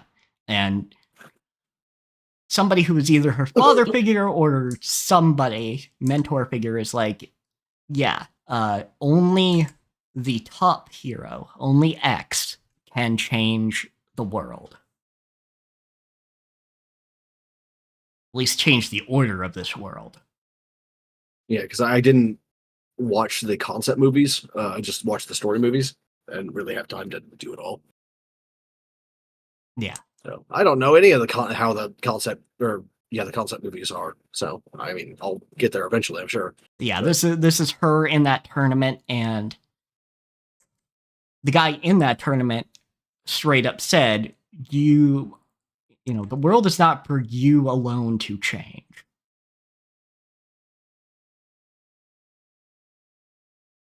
And then with like yeah. all the weird, fantastical, like high scale powers they've been displaying in the hero so far, just imagining how much more powerful X is Yeah. Well, I mean, because like like, he's higher up on the food chain than them is mind boggling. yeah, because in Because you see here in like the movie that's playing behind the screen, like in the background of the site, that she just straight up summons enormous copies of her fucking glaive to rain down on her enemies.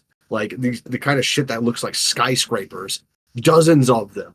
yeah, She does that, and yet X is still somehow more powerful. yeah, Holy fuck, dude! yeah, because in the character story movie, a hero talks about, you know, facing X in just like a tournament setting. He's like, yeah, I faced X. He snapped his fingers. I was on the fucking moon. Literally, the moon. I was looking at the moon. Fuck, dude. How does like that dude who works in a fucking office cope with that shit, having that kind of power? It seems he copes with it by just occasionally, like, teasing the fact that he has power. Just a cheeky asshole, I guess. Yeah. Fuck, because like that kind of power could go to just about anyone's fucking head. Oh, absolutely. Humans were not meant to have that kind of power. No. And that's one thing I will say. Like, I will Not go, even in like a divine creation kind of sense, just like we just don't have the capacity to understand the consequences of using that kind of power. yeah, the consequences of that. But yeah, just some random hero on a talk show is like, yeah, I faced him. I was on the fucking moon the next second.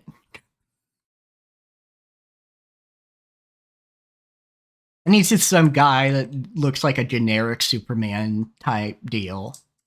Yeah, and what's fucked up is that the top 10 would actually probably have countermeasures for that. How do you like this is working at absurd scales and we're already starting off at the top of the fucking power curve. Nice. Yeah, like we've got him on number 10. Which we actually, yeah, which I believe Nice does start at number 10, but eventually Lin Ling's gonna get there. Yeah, which is just what other powers does Nice have beyond flight and super strength and super durability, right? To reflect the fact that he's number 10. Yeah, then again, I mean, it is the correct application of those that can definitely help. It's true, yeah. Because like everyone else though is just like rewriting reality at least in some small way with their abilities. Yeah, and then X is here literally turning a guy's giant fucking sword into paper.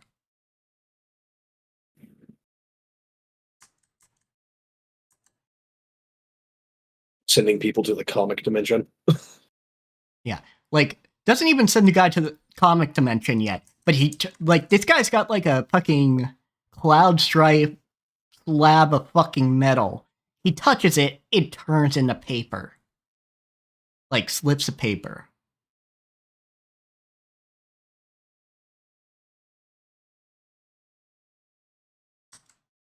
Because, yeah, he can bend fucking space and time.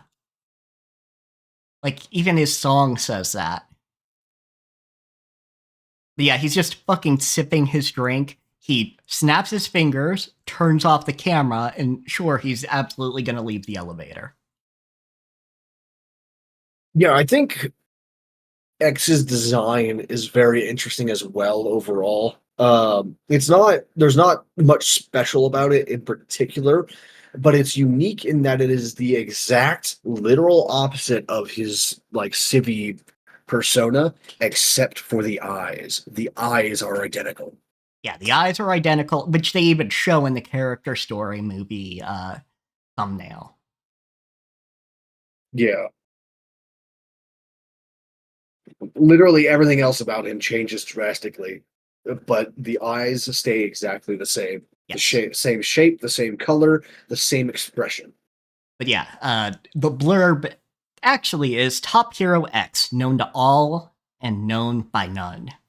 A man in a suit who claimed the title of X in a blink of an eye. His lack of affiliation to any organization makes him all the more enigmatic. And yeah, like, he doesn't need a I want to know fucking what kind of organization. shit he did to actually become the top hero in this kind of setting without support. Yeah, like, what the fuck was he doing before? I have to assume what he started as, because I have to kind of look at these abilities and go, okay, where did they start? And I think what started is he was able to specifically change himself. First off, taking on the hero appearance, but also turning himself 3D and 2D. Yeah, Because you I can can make, see that. you can back up against a wall, turn 2D, make a guy punch a wall, and then come back and punch him yourself. Yeah, break his fucking hand and then break his jaw. Yeah. So that's probably where he started, would be my guess. Unless he got a huge fucking reputation boost very suddenly.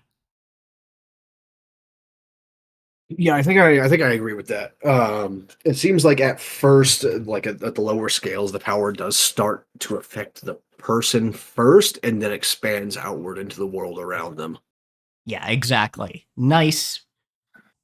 Nice is a good example in that Lin Ling starts out, at the bottom of trust value. Nobody knows who the fuck he is. Like, he doesn't even have friends. From the looks of it. Yeah, as far as we know, Nice, Esol, and Ahu all affect themselves and not the outside world so far. Of course, like Nice might actually be making the world around him a cleaner place just by fucking existing there. That would also explain why the stains on the statue went away, despite being locked in. But yeah, Nice, Isol, and Ahu don't really do anything that doesn't just change their own bodies, from what we can tell. Yeah, the change or affect their own bodies, nothing with the outside world. Yeah. Of course, Lolly seems to like generate weapons and armor out of nowhere. Yeah, which that could be a number of things of how that actually Yeah, it could be like works. miniaturized stuff or teleporting or even just actually generating, but Yeah, it's when we get to the Johnnies where they affect each other, I think, is what we're supposed to read from that. Ghostblade, yeah, we don't really see much about him, what he does, what his power is. Yeah, it kind of feels like more he fades in and out. Dragon Boy is actually kind of just resilient. And apparently very strong and fast. Yeah. So it's not until Queen, Super fast. until, because Lolly, it suggests she makes the gadgets or gets the gadgets Yeah, somewhere. because she's a genius engineer or whatever. Yeah, but Queen just generates lances. Yeah, she just does magic. She does magic. And then X, like, literally changing reality. Yeah. So you got anything else for Hero X, or should we take a bathroom break? Just in general, I am super looking forward to what we're going to be seeing going forward. Yeah, like it's shocking to me how much they managed to pack into like 24 minutes of runtime for these episodes. Like there's so much happening that it feels like 4 episodes, not 2. Even for like the modern day, like how we structure our anime today, Yes, and compared to, like the 1990s. also I would suggest watching the trailer. If you're not going to watch any of them else, watch the character trailer for Nice. I should, because that's our hero, right? That's our main character. Yeah. Or at least the mantle that he's taking up. Yes, and we get actual Nice, not Lin Ling. It's Nice and Breck fighting in their, capacity. And Yeah. we get this, and the framing is actually real interesting because they frame it, I think, to make the audience assume he's actually angry about him getting Moon. But as we see, he's upset about being shut out.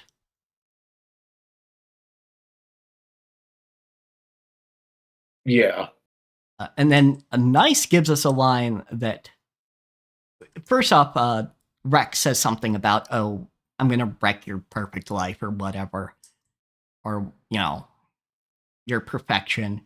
But when Nice bodies him, he goes, I'm going to protect everybody's perfect smile, including yours. It's like, oh. They were roommates. They were were very good roommates. friends. All right. But yeah, that's all I wanted to add for To Be Hero X. So we will take our bathroom break and then get back with Lodos War. Yep, we will be right back. Give us about 5 minutes at most. See you guys in a minute. Yep. And it is Record of Lodos War time. Which speaking of older anime needing a lot more episodes to get the same shit in that we managed to pack in these days to each episode. Lodos War is one of those. Yeah, Lodos War. Which of course, like I expected it to be because like it's an older anime, but yeah, like it's not a surprise. Like we kind of anticipated this would be the outcome, but also like never has it been more clear.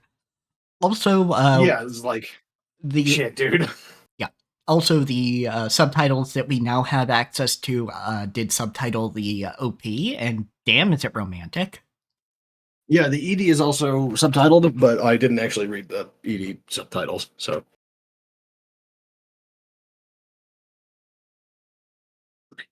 It's kind of interesting. Like, I wonder who played who in the original campaign that Lodos War is based on. Yeah. But like, this is from the 80s is when they fucking did this, so there's no way for me to find out now. Yeah, I would be unless like the creator like said it in an interview somewhere. Yeah, because like it's angling for like Parn and Deedlit to be like romantically involved. So I'm wondering like, is that something for the anime, or did like the players of these two characters actually like flirt in character? yeah, I'd love to know that. And I mean, technically, like the guy's still alive. We could ask questions. But we just need somebody to ask that question. Campaign. Actual play reports of the original Record of Loss. Let me see. Hold on. Yeah, because actual plays are so much older than Critical Role folks they've been Yeah, around I'm wondering if this is an actual like from the time period or if it's a later on retelling or what have you. Yeah. But yeah, actual plays have been around forever, folks, especially in Japan, but they've been around for everybody. I want to read these, but I also don't want spoilers. But at the same time, how much of the original campaign is actually like the storyline of the anime? I don't know. Yeah, we don't know. Fuck.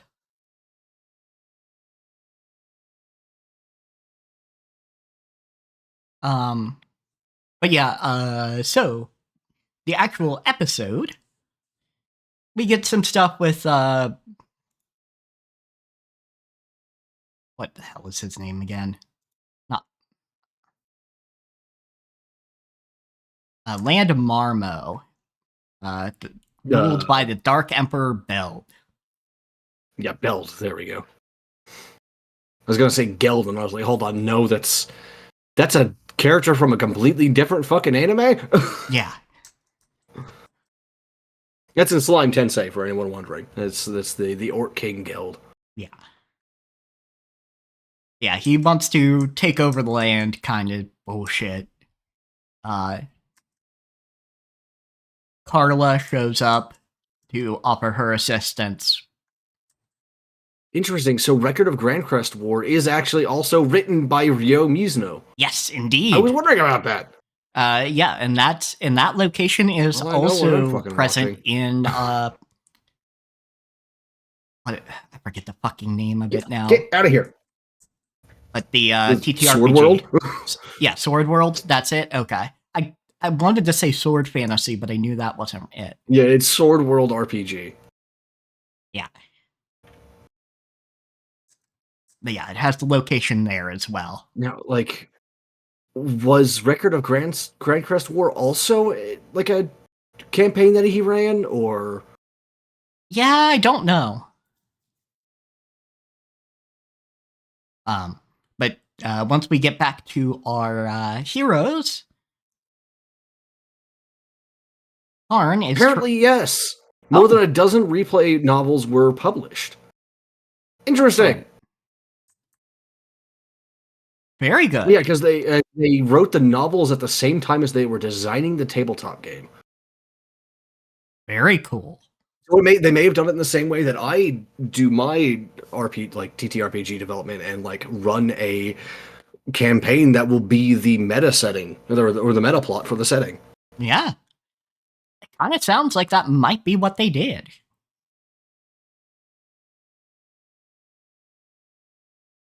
Interesting. Cool. But yeah, Parn and Garm are training. Well, rather, Garm is training him. Game, because Garm is the name of a wolf in Norse mythology. Game. Whoopsie. Yeah, Garm is one of Hell's hounds. Yeah. But yes, Gim is training Parn. Because, Parn needs some catching up to do. Everyone else is trained and ready for this kind of thing, even Eto, but the Parn's just a village boy. Yeah, we don't know exactly when his dad died. And how much, he learned from his father, but apparently not a fucking lot when it comes to the sword. Yeah, not a lot when it comes to the sword. And Gim's being quote-unquote gentle on him, but knocking his ass down. Yeah, I mean, it is a dwarf, so... Yeah. Expected, honestly. He's a dwarf warrior. If that's gentle, you know what? Fair enough. Because it just looks like a normal sparring session to me, so, yeah. That's, I wonder if this gentle. insult is, 1-for-1 or not. But he says, bloody hell, he couldn't kill time if he wanted to. Yeah. I remember that. That one caught me off guard. That was pretty good. That was pretty good.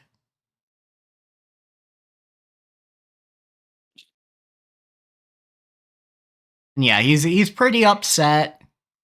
Because he's like, well, I'm gonna get better. Stop insulting me, asshole. And it looks like he's about to go train on a tree.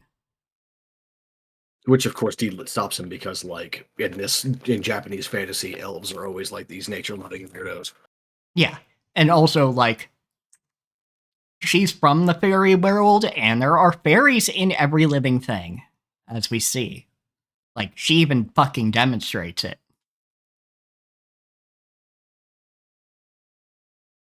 All right, I'm gonna listen to Geem's insult and see if... Fuck off. The Go word away. for time shows up. Yeah. I just gotta skip this initial scene with Emperor Geld and the dragon. Because we didn't mention the dragon, but we have no idea what the fuck is up with the dragon yet, so... Not even, like, up to episode 5 says anything about the dragon, it just shows more scenes with them, but we don't know who or what the dragon is, or why the dragon is, you know? Yeah.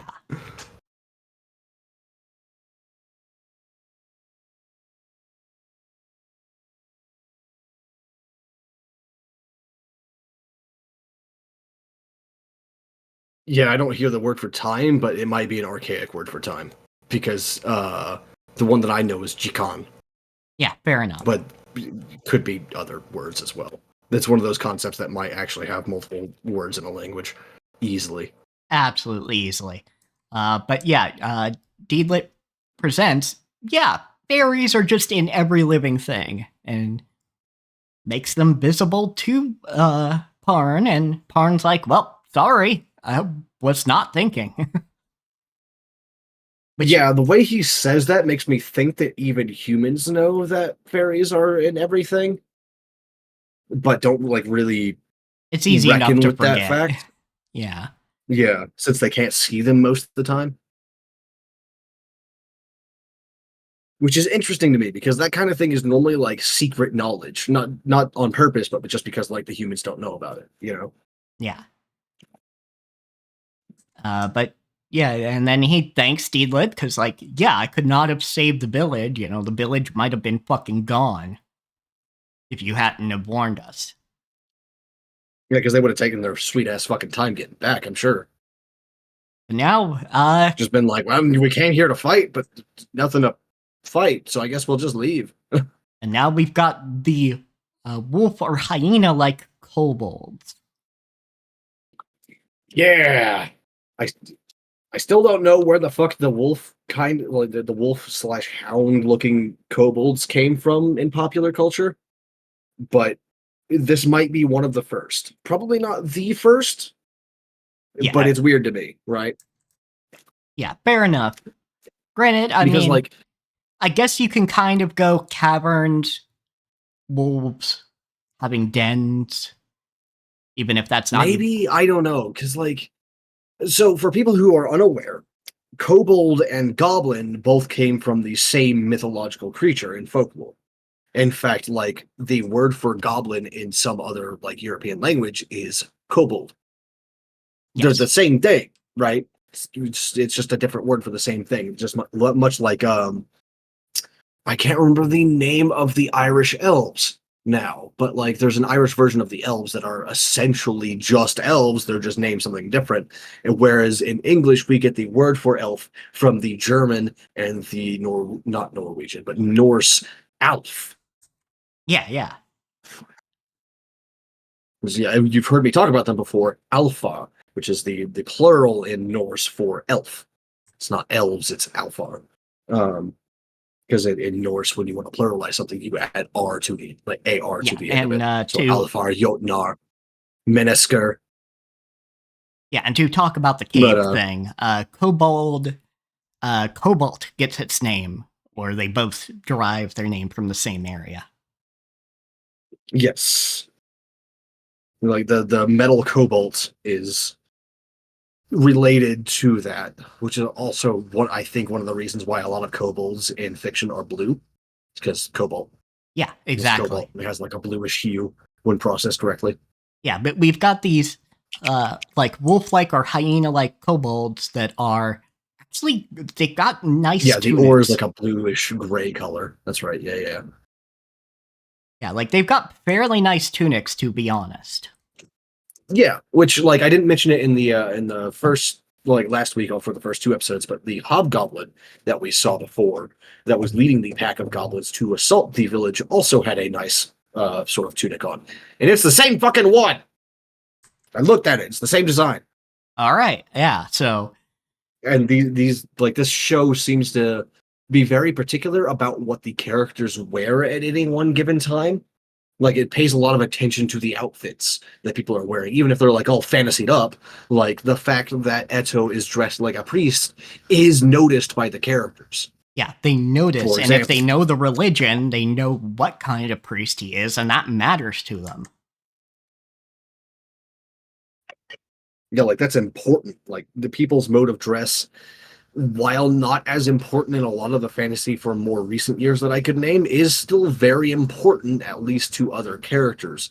Not necessarily the plot overall, but And also, like the purple, setting seems to pay attention to it. The writing pays attention to it. purple in particular notes wealth, royalty, even. Yeah, was it purple or red that the hobgoblin was wearing? The I can't remember. yeah, But the hobgoblin. I I think the don't. hobgoblin was wearing red because the hobgoblins later on also were red and it's the same design. So there might be like different units in the same army or something. I don't know. Yeah, they might have been But it's under. the same overall design, which is Yeah, they interesting. might have been under different people because these guys were under a dark elf shows up. And we see that isn't, just, oh yeah, this is a elf with dark skin. No, it's actually like a drow looking motherfucker, like black purple skin kind of deal. Yeah, and has some fucked up teeth we see later too. Yeah, which is also attributed to dark elves in classic fantasy as well. We don't see it much today anymore, not even in drow, modern depictions of drow. But back in the day, when things were still what I call a classic fantasy, dark elves were given like vampiric traits, especially in their teeth. Yeah, vampiric or monstrous in general traits. Yeah, like and it's not just D&D that does it, but as you can see, Lodos War does it. Etheria, which is the setting behind Warlords, the whole series of Warlords, including Warlords Battlecry, which I talk about all the time. But like even the Dark Elves there have fucking vampiric looking teeth. Show me the scene with the hobgoblin, please. Yeah, and also we can appreciate because we didn't really see her fight too much before. Deedlit doesn't just use like a bow; she's got a sidearm. Yeah, it's not a rapier, which most people would probably call that a rapier, but that is what is called a side sword.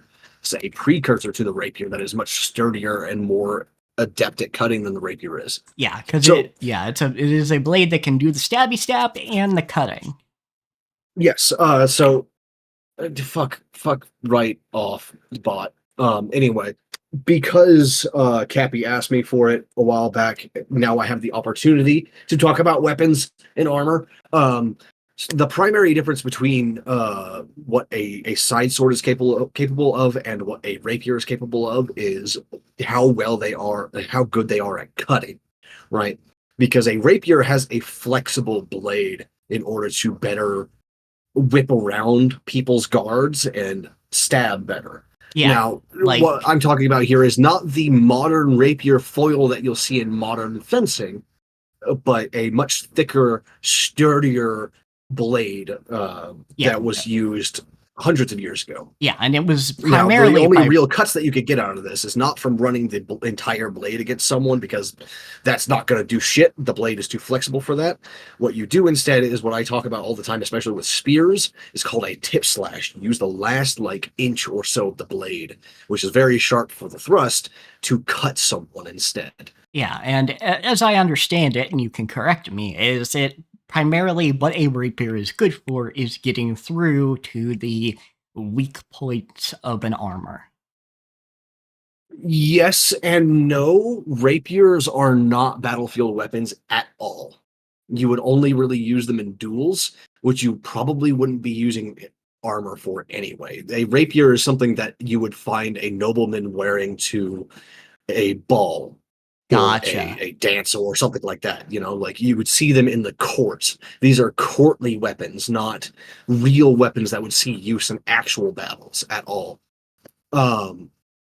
And there's actually like I don't remember who said it originally. I think it was probably an Italian sword master who wrote a text on this kind of thing. But basically, if you want to tell the difference between a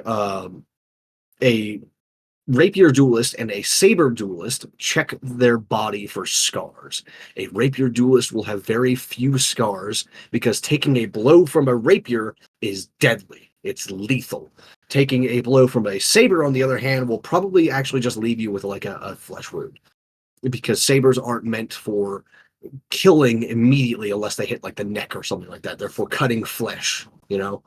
So if you're wearing, your typical duelist attire, which is probably just like a doublet and maybe some van braces if you're lucky, all that'll happen is that you'll have a nasty cut on your arm and you'll be like, all right, first blood, I lost.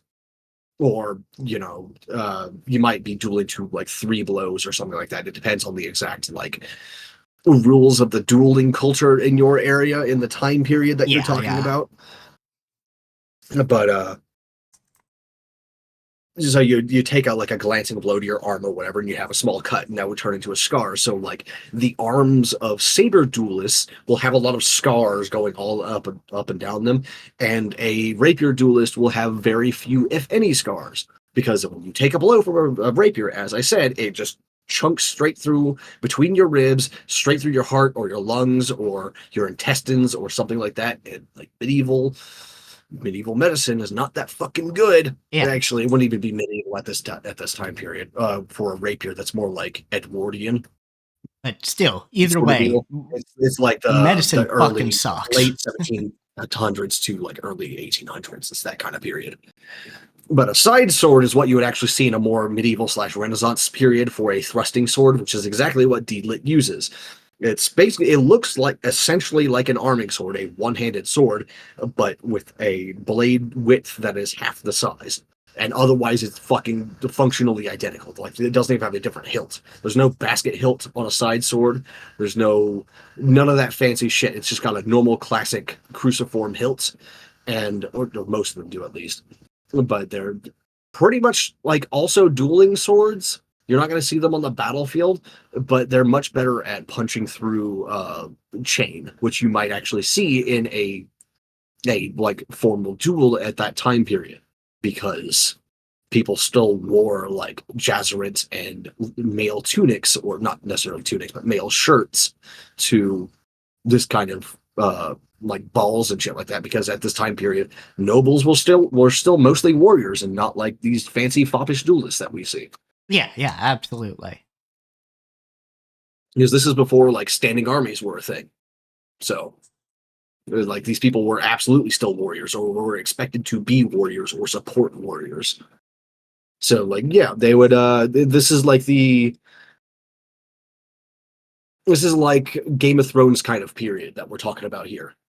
And in fact, I think you actually see a side sword in season 1 or 2 of Game of Thrones. Arya Stark uses one to stab the Hound, but like because the Hound wears brigandine, not chain, mail or anything else that would be easily pierced, the blade just sort of sticks into his armor and bends a little bit, but it's a very stiff bend because the side sword does not bend as easily. Yeah. It's a much more rigid weapon. Which is good for like what you want out of a side sword, as opposed to a rapier. Even like arming swords probably have more bend in them than a side sword would. Yeah, absolutely. But side sword, literally just a super thin one-handed sword that you folks have absolutely seen in video games and things. They're usually in the rapier class because they're used roughly the same way. I have a sword here that is very close to a side sword. It's like like the midpoint between an arming sword and a side sword, essentially. So it's got a somewhat thicker blade, not thicker, but wider blade than a side sword would have, but it's much less flexible than an arming sword would be. In fact, it's actually kind of difficult for me to even like bend it over my leg, because of that like extra like thick cross section. Yeah, which that is also a thing where in the thrust. knowing and kind of thinking about is these classifications can often be post hoc. Yes, the difference between like a broadsword and an arming sword is absolutely something we made up way later. It would just be called a sword at the time. Maybe arming sword if you're being very specific, but like arming sword is literally that translates to literally just like weapon sword. It's the arm of your because arms and armor. It's that thing. It's a weapon. It's the weapon sword. It's not like a self defense sword. Yeah. So there can be very just variations, and this won't matter to a lot of your world building necessarily, but sometimes you might want to put this in. There's going to Yeah, be like some. I think side sword would be something that you would say in the time period. I think you would have to double check me on that one. I'm not sure, Yeah. but like At least that it's sounds because it's a like. different kind of sword, right? Yeah, like that sounds in you like something you could use and know what it means, and it doesn't sound post hoc. Yeah, it's a sword that you wear on your side. It's a Yeah. sidearm sword. That's literally what it means. Yeah, you don't wear it on your back, and it is very much like very specifically made to be a Well, sidearm. you don't wear any sword on your back. Good point. If you're being truly realistic, you don't wear any sword on your back because there's no easy way to construct a sheath or a scabbard that would accept a back sword. A sword on the back, rather, because a back sword is actually a thing. It's also another type of thrusting sword, by the way. Uh, but there's no way to put a sheath on your back that would actually allow you to draw the thing without getting like really complicated with the construction. Yeah, Now, which something that you might have that we've done more recently in fantasy is hooks or a ring on the back of your armor that you could like hook, or that you could put the blade in between the hooks, and the hooks would wrap like carry based on the fucking the what's called the quillions. It's the guard. It's the things that stick off the side in the guard. Um, but otherwise, there's no real way to do that not wearing a sword on your back. Even like long swords and great swords, like you're either carrying them at all times or they're on your hip. fair enough. Which I should have known because uh, s- somebody ran into this problem when trying to do a Link cosplay from Legend of Zelda. Yeah, it just don't work. It don't work. The video game Everyone that's cheats. tried to do like Link or Geralt like knows this. It doesn't work. Yeah, the video games cheat. Yeah, video games just have the model of the sword like phase through the model of the sheath. That's Yeah. what happens. You can even see it if you slow down the footage. But yeah, this poor motherfucker just trying to pull the sword, and every time we see the problem. It does not pull out all the way. Yes, because Because, your arm is not long enough. yeah, your arm is not long enough to do something like that with a sword. You can put daggers. You can hide Yeah, daggers you could behind your definitely like back. wear a dagger like on the small of your back. That's very easily done. Yeah, you can do But like stuff there's like nothing that. that could be classified as a sword that you could wear on your back just because like swords are too long. Yeah, Your arms aren't long enough. yeah, your arms are not long enough to do that, which I should have remembered, but hey, it happens, and fantasy does it so often, it's easy to forget. Yeah, what's kind of funny is like people will ask like, well, if they're not wearing a sheath on their back, then how do you carry around a great sword? Literally that you carry it around. You don't like you don't put it in a sheath and put it on your back or your hip or anything because it's too long for that. You literally just carry it around and you rest it on your shoulder. You hold it by the guard or the hilt and you just like Yeah, put it on your shoulder and carry it around all because the day. thing That's that why you get the also, classic look of the Landsknecht with their flambears on their shoulder.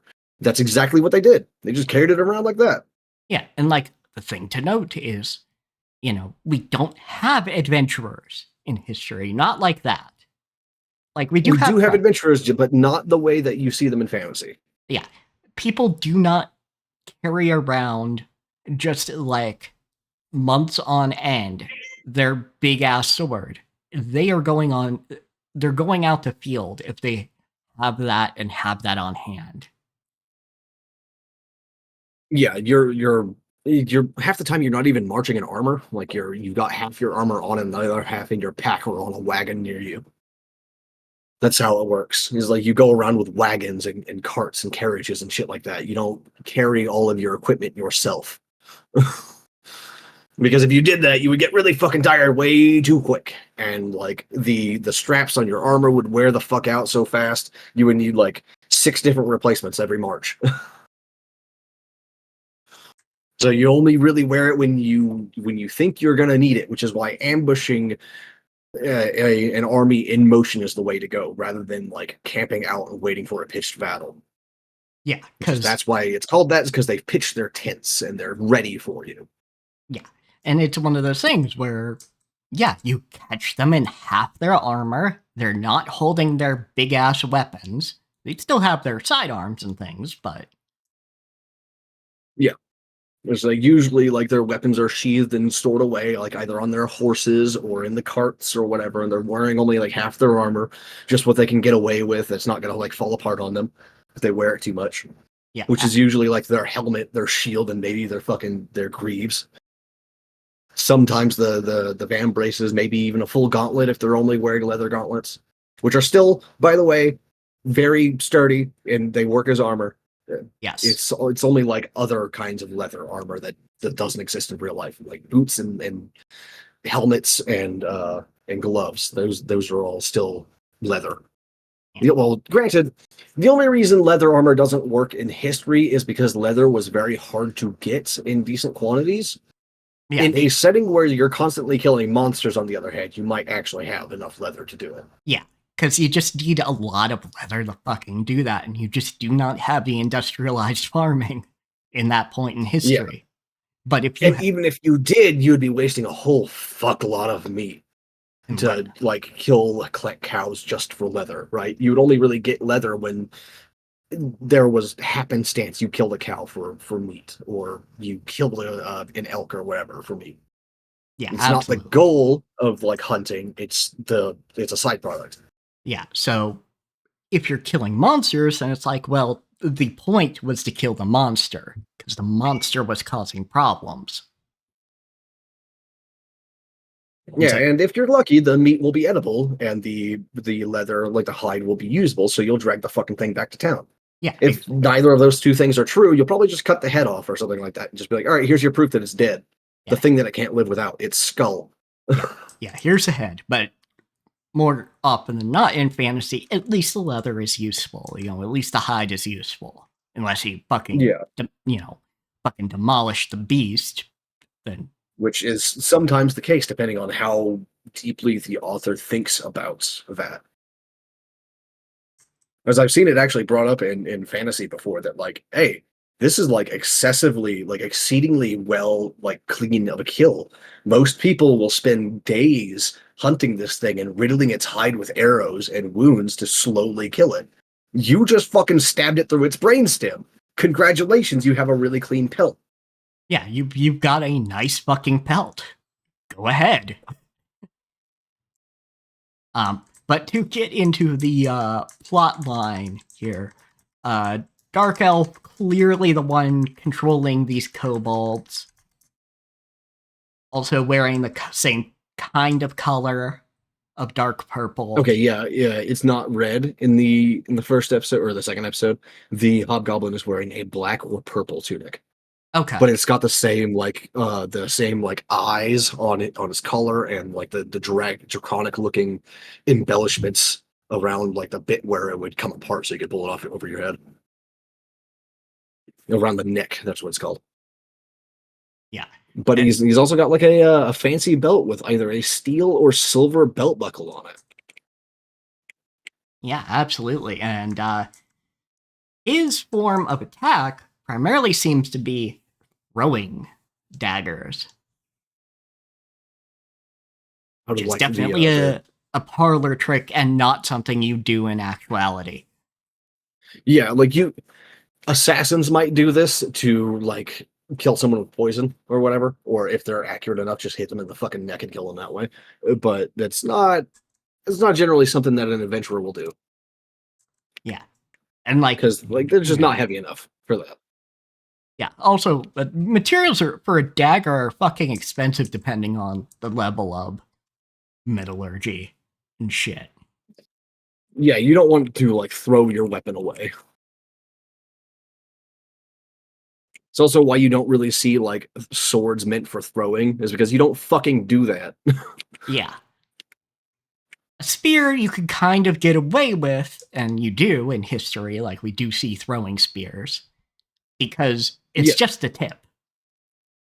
That's expensive material, potentially. javelins, pilum, and actually, I found out how to properly pronounce some some Aztec words. By the way, I meant to bring this up on stream like 3 times already, but this just reminded me of it because the classic spear throwing like device, most people will call it an atlatl or atlatl. It's actually atlat. Oh, Atlas, really?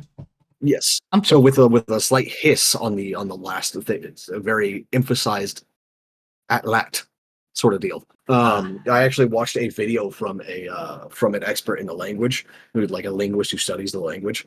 And anytime there's the ATL on a like a an Aztec word, you just say atlat or um, Quetzalcoatl.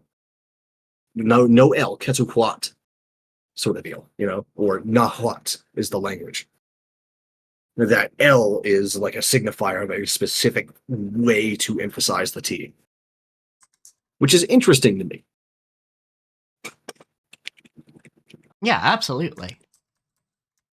Um, so Deedlit and Parn are attacked. They're kind of thrown off. Like Deedlit's like, yeah, there's no way you could keep up with this guy. You focus on Yeah, you. you're too green, you go away. Yeah, you focus on you. You focus on the kobolds at best. But they're kind of pushed to the brink where they don't really have an escape. But thankfully, the rest of the party shows up.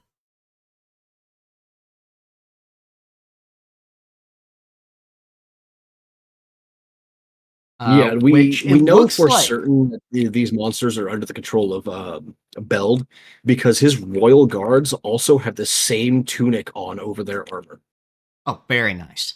And which I it, just saw as I was skimming through to see like where the hobgoblins get shown again. which it's kind of interesting to me that Eto actually throws his fucking staff.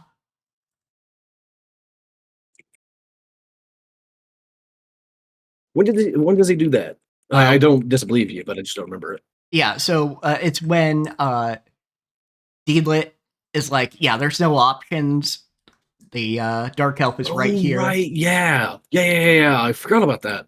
Yeah, and It's yeah, his staff or a scepter or some shit, right? yeah, it's like a staff or scepter, and it's thrown in between the two parties. It's like, yeah, that's Eto's right there. And maybe that has some magic to it, maybe it doesn't. But either way, it kind of acted as a signifier of you fuck off.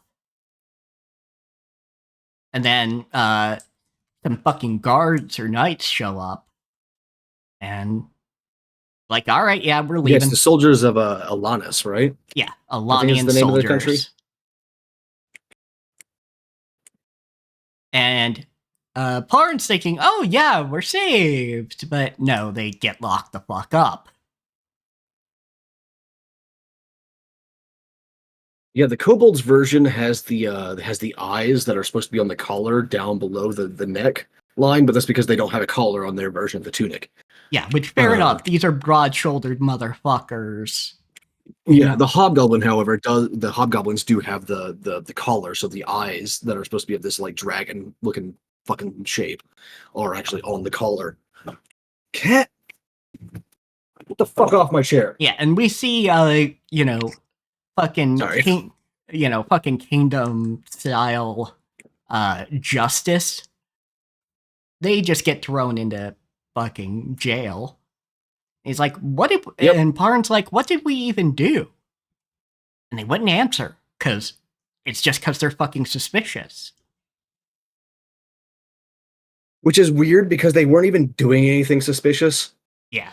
But Like, yeah, it's a group of armed strangers, but like Marmo doesn't have elves, or not non-dark elves at least, or dwarves, and especially like not priests of this type, like walking around. Like this is very obviously like an adventuring party or a mercenary company, not spies. yeah. Granted, mercenary company might mean they're mercenaries of Marmo. It's true. Yeah, could be. But But like either this is when you way, question them, not like immediately throw them in the brig. yeah. Yeah, and they're just anxious. They know the end is coming. They don't know how quick it's coming, but they know it's coming. They like to think different, but nah. I think it's the fire that gives the tunics a reddish tint Yeah, that when would we do see it. them later. So it's just black. It's just black. Yeah, It's the highlights that make it look like purple or red or whatever. yeah. But yeah, just in general, get thrown in. Oh, They're the like, dark elf also has it on his collar. The same design. He's wearing the same tunic underneath his cloak. yeah, that was the other thing I was didn't see that trying to earlier. say is like that literally they're wearing the same thing. And he wears a very Yeah, and high the Black collar. Knight has the same design on his gorget, actually. Cool. Now that I'm actually looking for it, I'm seeing this shit everywhere, all over. Yeah, absolutely. Like they definitely want you Karma to has it on her circlet. Fuck. Yeah. Neat. Cool. Yeah, it's I think, very cool indeed. yeah, like the how much attention to detail has been paid in like the outfits of these people is actually great. It's like they took all of the attention that like it would normally be put into proportions of the characters and just like stuck them onto the clothes instead. Yeah, kind of. Granted, I like the proportions we get. They're overemphasized in ways, but that's also kind of cool because you get the fact that Deedlit is otherworldly. She's not just a human with pointy ears. She is alien. Yeah, she's proportioned very differently, and the same is true of Geem. Yeah, But at the same time, Slain also gets some of that treatment. yeah. But He he is has that also like very five-head heroic wizard, like so you know. yeah. He gets that sort of like heroic proportions that I was talking about before, where like so a normal human being is like 6 to 7 heads tall, including their head. And if you want to make someone look heroic, give them that sort of like statuesque, godly proportions look, you make them 8 to 9 heads tall instead, Yeah, absolutely. including their head, of course. That's how you make someone look like they've got these huge, rippling titans of muscle and heroic power. And Slain and the like actually all like almost all of the characters get this treatment in this. It's making it look like every character is superhuman in some way. Yeah, And Parn absolutely. is given this Or treatment by his armor. It's not himself that does it because we see him without his armor on like several times earlier on in the series. But as soon as he puts that armor on, he does gain these proportions because it makes his body look so much bigger. yeah, it makes his body look bigger. And we get that thing with Eto, where Eto looks pretty normal to me. Like, I'm not looking at, like, a character, like, a character detail of him, but looks fairly normal. But his outfit makes you think priestly. And for a Japanese audience, makes you think priestly in a way that is foreign to me. Yeah, it makes him look like Catholic almost, right? Yeah. But yeah, they get And thrown in jail, and that he is has what, this sort of like this dome design idea to his entire thing. Like his mantle, his cloak, his robes, and even his hair are shaped like a dome, like the steeple of a big cathedral. yeah, Which absolutely. is cool. Like the people that were doing these designs knew what the fuck they were doing. Even wood gets this treatment with like the sort of heroic proportions. Yeah, absolutely. And something to be aware of is, when you see that haircut where it's usually on a woman with long hair and that straight cut on her bangs in Japanese, Yeah, in like anime and stuff, is usually called a hime cut because it yeah. denotes I was about to like say that wealth and status. And I kind of for feel some like fucking reason. we're meant to get a form of status from Eto. Yeah, potentially, and that does make sense with it, especially with how the captain reacts to him when he finally returns. Yeah. And I do think there is a Catholicism element because they then speak a foreign language to each other. And I think that is meant to be kind of them both speaking in fucking Latin kind of deal. Yeah, like the world's version of Latin or whatever. But yes, thrown in jail, they meet Woodchuck. Woodchuck's like, yeah, this kingdom's fucking doomed. I was stealing shit to make a war chest for myself and move on.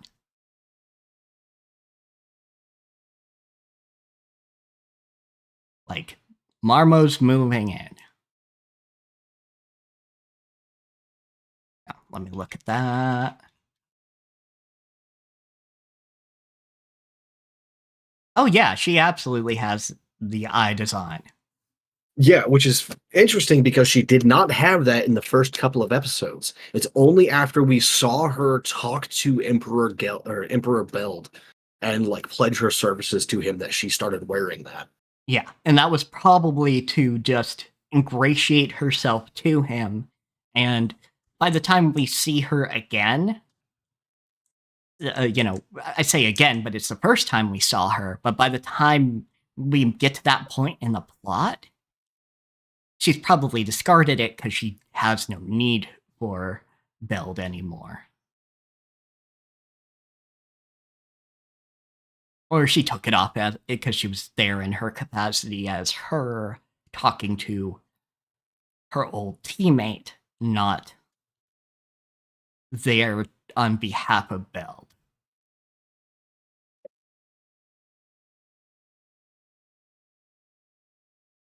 Just a guess, though.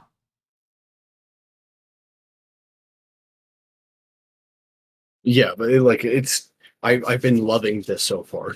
As anyone who's like listening to us can like fucking tell, like it's It's super good. yes, it's super super good. Like, very attention to detail, world building, all that. Uh, and Carla's the one who tells them, because the Dark Elf goes and reports back to Beld and says, yeah, strangers. And she's like, yeah, you go raise that fucking place. Burn it to the fucking ground. Yeah, you burn it to the fucking ground. And like, all right, if that's gonna be in the way of Beld, we're going. And yeah, like everything's there. The horse armor even has the fucking eyes. Yeah, like it's using it like we would have used heraldry before. So like it's not as complicated as a coat of arms, but it's still being used in the same kind of way, which I appreciate a lot. Like there's a lot of like actual understanding of how medieval and feudal societies did their warfare that goes into this story so far. Yeah, like Like they fantasied it normally up when a you little bit, but not by much, yeah, really. like normally when you think of like classic fantasy, it gets further and further away from actual warfare that we would see in history because like people just didn't understand what the fuck they were talking about back then yet. And like that's no hate on them. There were just literally wasn't like the internet to look shit up on yet, you know? Yeah, Yeah, you if would you wanted to only do get that it kind of out of research, you fucking would have to go to a fucking historians. library and do like hundreds of hours of research, what you can now find in like 30 fucking minutes. Yeah. Granted, I think that part of it can be that Japan understands their older warfare culture and understood it even before the age of the internet. Whereas I think that, like, especially here in America, we kind of lose that and really only knew at the That's time. true to an extent. Yeah, Yeah. to an extent, because But it's interesting because I haven't actually seen many like Japanese unique twists on the European fantasy land in this so far. oh yeah, absolutely not. Like it even has like a nearly Christian kind of idea of like gods, Yeah, right? yeah, very Christian. Other than the fact that it is polytheistic. Which like you can even see Christianity as polytheistic to an extent if you accept that Satan is considered a god for this like discussion. So like Yeah, and to an extent, yeah. Like, you kind of have to argue that's kind of sort of the case. But regardless, like, what I mean is that, uh, like, Japanese warfare also included this having your armor designate you. yes, but Japanese armor was more designating the individual rather than the clan, rather than Yeah. allegiance. But I Because just you wanted wonder if people to that's, know about your contributions, right? You wanted to have like a very distinct armor so people could tell that that's this motherfucker of this clan. yeah, Right there, that guy. I've heard of him. I've heard of that armor before. yeah. So I've seen that kabuto before. yeah. So, I don't know. I think it's something that clicked in this particular writer's brain. Assuming that this, Possibly, yeah. yeah, assuming this was consistent in the novels and everything too, which I kind of think it might have been. The only like Japanese twists on European fantasy land that I've seen so far have been like the classic shit of like elves having super long ears. Yeah, Or elves have kobolds being fuzzy little bastards instead of like yeah, and I think to an extent, like we angry get old men. a little bit of the animism that exists in Shintoism. That's in the elves, yeah, but that's also like pretty classic for elves on this side of the world as well. That's fair.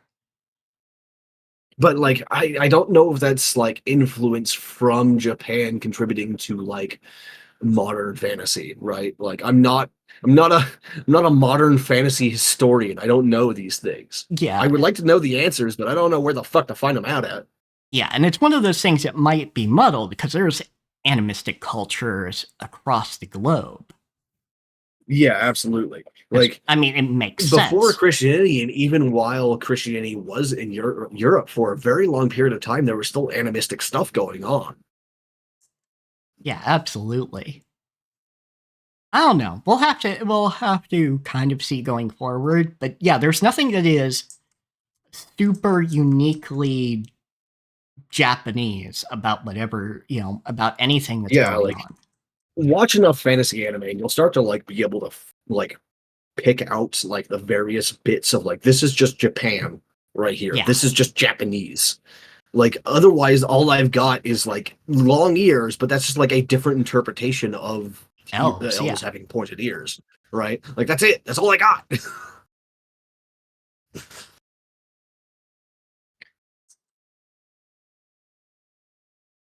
Because there's usually at least stuff like for example, like everyone considers like Dark Souls to be like very European fantasy, right? But just like viewed through a Japanese lens. But that's not actually the case.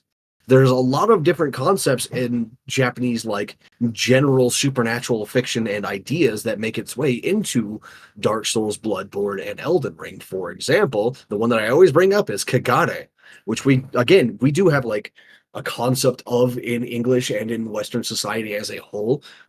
It's just not as important in our popular culture as it is in Japan's like folklore, right? Yeah. It's more like a just like a general unstated theme throughout stuff, like stagnation is death kind of deal, right? Yeah, yeah, We yeah. get that, but it's not we It's don't have not like as this emphasized. singular word for it that like becomes this emphasized component of all folklore. Yeah, it's one of those things. Like, things are emphasized differently between cultures as well, and that can sometimes be Yeah, what it exactly. is. Like for example, in a lot of Japanese media that comes out, you'll find that death is associated with water. Period. It doesn't like death and evil is associated with water overall, despite water being like life giving. And it's because of this concept of kegare, which is stagnant water and rot will spread throughout things that it touches. Right. And like you see this, for example, in Neo 2, where like it doesn't even explain why the yokai realm it's called, which is like the sort of like the fucking puddles. Even me describing it as puddles like kind of like gives away the lead there. Um, but like it's sort of like these like puddles of dark yokai energy, what's called yoki. Is like the Yeah. spiritual energy, the two words for like dark phantasm and energy right there, or spirits. Fucking yoki. Um, and like the game doesn't even like comment on it at all. It does not say anything anywhere about why Yoki is depicted as stagnant black and gray water anywhere. Doesn't say it anywhere. Yeah, because And like this, everybody that's just one of those things. understands. Yeah, everybody's meant to understand this as just writ. And you go, oh, okay, that's why that's there. You wouldn't even think about it like that. You would just go, yeah, this makes sense for the scene.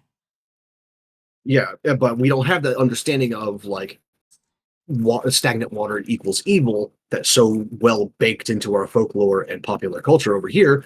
So most people who play Neo 2 are not going to cop onto that. They're also not going to cop onto like that's why fucking Godwin looks like a goddamn squid. That's why the mariners are like that. That's why like you find Deathroot in puddles of water, Yeah. etc. Ghostwire Tokyo also does this to an extent, in that sometimes you're not fighting in the city, you're brought into a supernatural arena, and that arena is usually stagnant water, about like ankle deep. Yeah, that sounds about right for like the yokai realm in Neo 2 as well. It's like the yokai on their powerful attacks will actually generate it around them in like a spreading puddle essentially, and you can dispel it using like your own key in the same way that they create it. But yeah, which very cool. Yeah. But yeah, the horse armor, everything has these signifiers, and it is very useful to understand, okay, yeah, this guy works for this guy, and it is very clear that. Even when they are on which is different colors, because, like, Beld himself actually does wear black, whereas the sort of right-hand man there, which I don't think we get a name for him. Yeah, he's like an advisor or a court mage or something like that. Yeah. We don't know his name yet, I don't think. Yeah, and he wears like either red or purple. It's hard to tell in this light. But very clearly, it is not a black. Skip to this motherfucker. Where are you?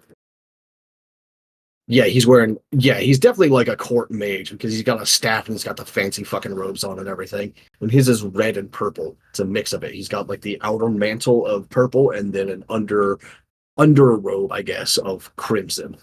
Yeah. So yeah, we can see, and of course, even like with it's got different the accent of gold that they all use, Yeah, which they is just all- like a fucking look, by the way. Black and gold is perfect. yeah, There's a purple reason why gold, it's so black popular. gold, all real good.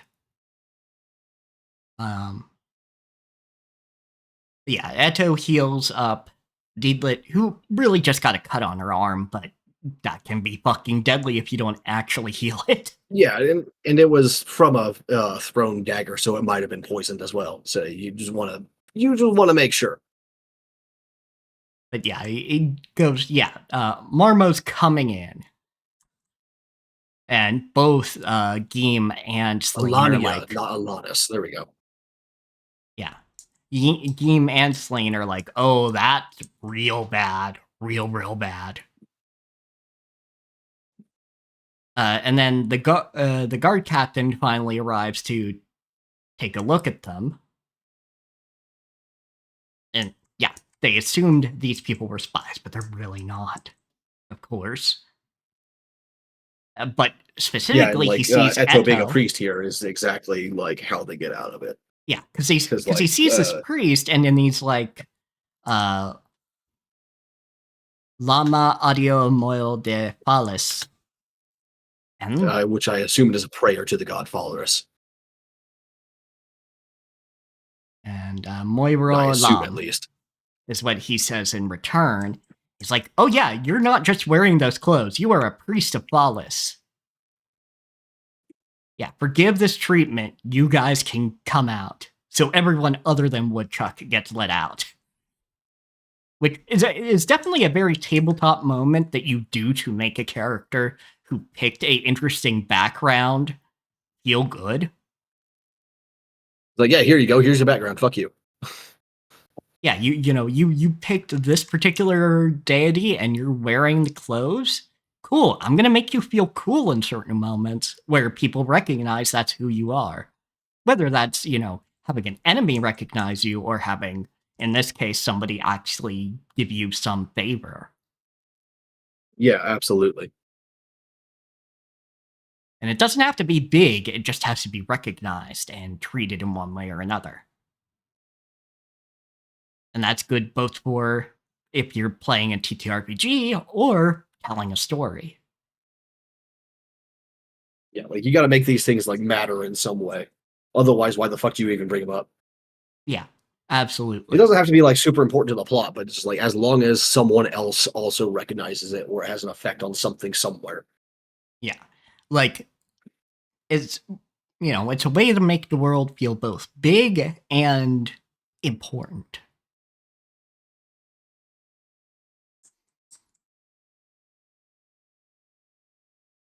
And so, yeah, they're talking with the guard captain. Woodchuck's like, man, why not me?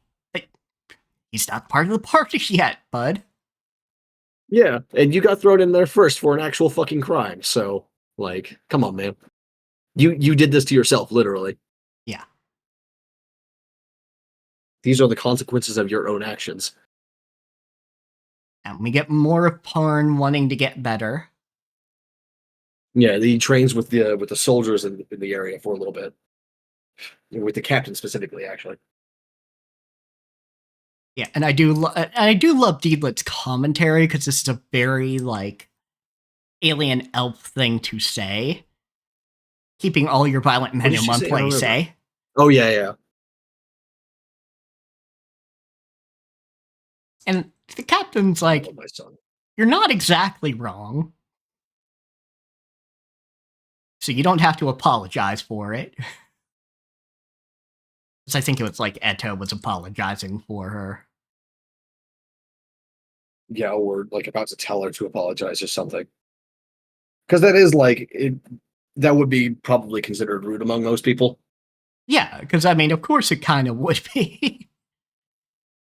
Because it's like, no, we're here to defend the kingdom, etc., etc. But no, it is a kind of a place where violent men all are congregated. For a purpose, but like, either you chose or it was chosen for you a life of violence.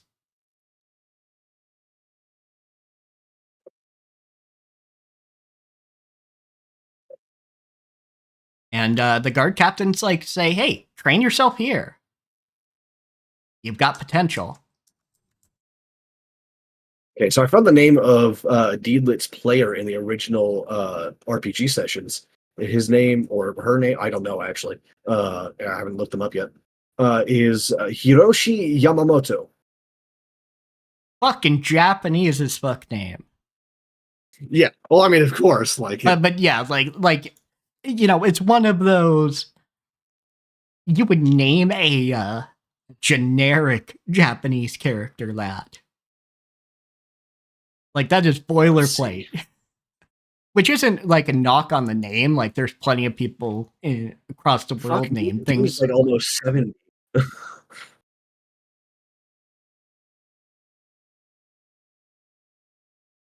Like, dude's almost 70 and started out as like a writer and game designer.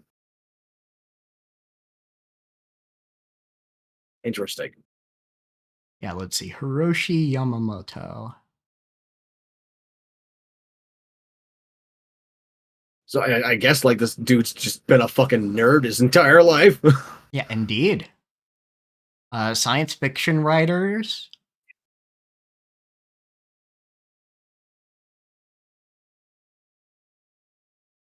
And Dude died last year around this time. oh, man. And was the president of Togagaki, a group of tongue-in-cheek experts on the occult.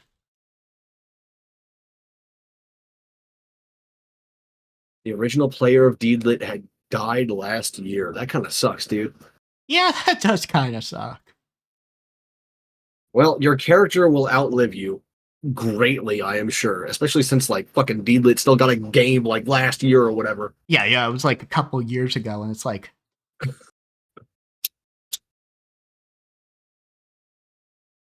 was involved in the Ghost Hunters series. Which I think I've actually watched. I vaguely recall an anime by the name of Ghost Hunter. Yeah, I think that's... Yeah, I don't know if it's Ghost Hunter or Ghost Hunt, because I know Ghost Hunt. Ghost Hunt might be the one that I remember. Yeah, because that's the one that really, like, emphasized using talismans, I noticed. That, as a early anime that I saw. And it has a bunch of different exorcists Oh and no, it's things. not this one. What the fuck? Which is the one that I know? Ghost Stories. It's got a very similar name. Ghost Stories, maybe. Yeah.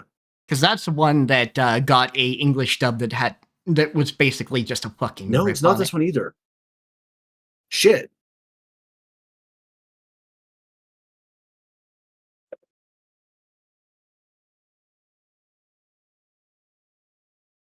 So I remember the main one of the main characters' nickname, but none of their actual names. And I remember a lot of what happened, but again, none of their actual names. Fair enough. Let's see here. Yeah, I don't know. I have no idea. And this poor fucking guy doesn't even have a Wikipedia page. There's an archer with a Wikipedia page.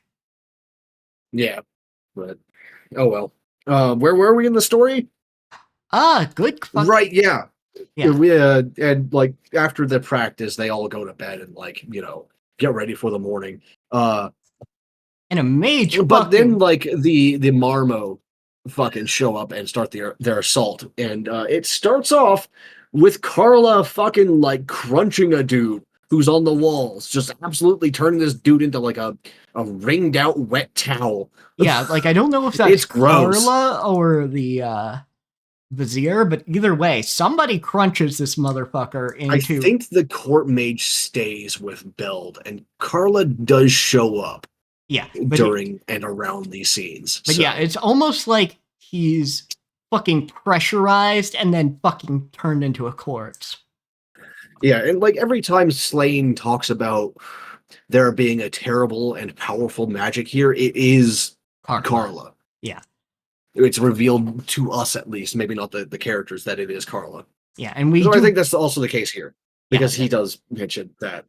And we do get the sense that then arcane mages feel the same things that those from the fairy realm feel, because it is Slane and Deedlit who feel it, but not Eto. Yeah, at the very least, like there's a general kind of magic sense that they all get. Eto, not so much, but I think that's because he's channeling another being rather than wielding it himself. Yeah, right? Exactly.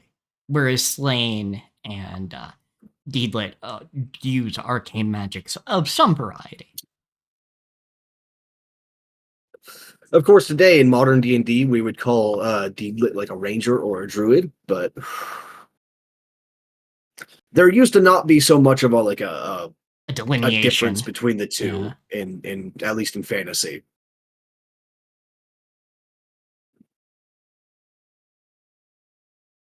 In actual folklore, they were often also the same thing. Like if you were wielding divine magics in like I don't know, like 800 Scandinavia, you would probably also be considered to be like a satyr or someone else. That's gonna no, that's not even like the version that I expected it to say. I thought it was gonna say satyr, like the Greek thing, but that's also not satyr as in the Norse magic system either. Huh. Yeah. Whatever. Anyway, there's a few different kinds of Norse magic, but if you were wielding divine magic, you would probably also be considered to be wielding one of those because that's also what the gods wield in Norse mythology. And it's the same generally throughout most cultures up until like when Christianity came around. If you were wielding divine magic, you were also wielding like some kind of arcane or natural magic. Because the gods did the same thing. There was not much distinction before like Christianity at first and Yeah. then later on like modern pop fantasy. Okay, and it seems like in Sword World you do a lot more like multi-classing. That's good. Yeah, because someone is doing, all right, let's build Deedlit in Sword World 2.5. And she's a Mistel, Fairy Tamer 7, Marksman 7, Ranger 5, Fencer 5. That I don't know what the level scale is like in that thing, but that's a lot of levels. Yeah. It's like level 24, I think. 18. 28, actually. Or no. Yeah, 24. You're right.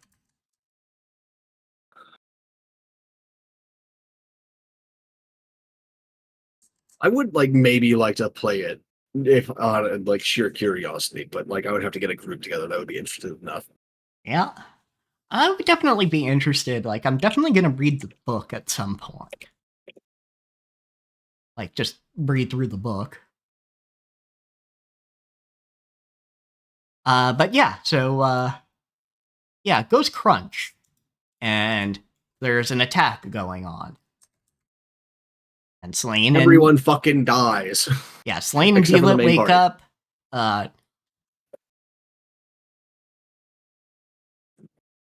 Parn, I think Parn might have been.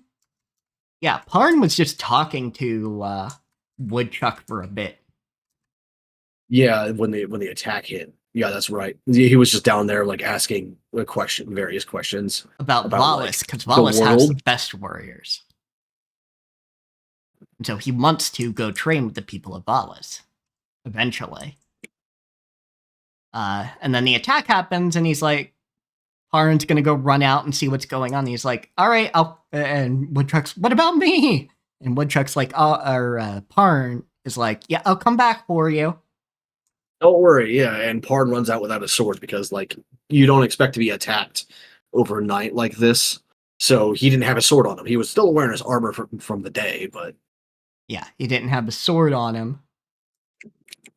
And then the attack fucking happens, and Parn does come back for him.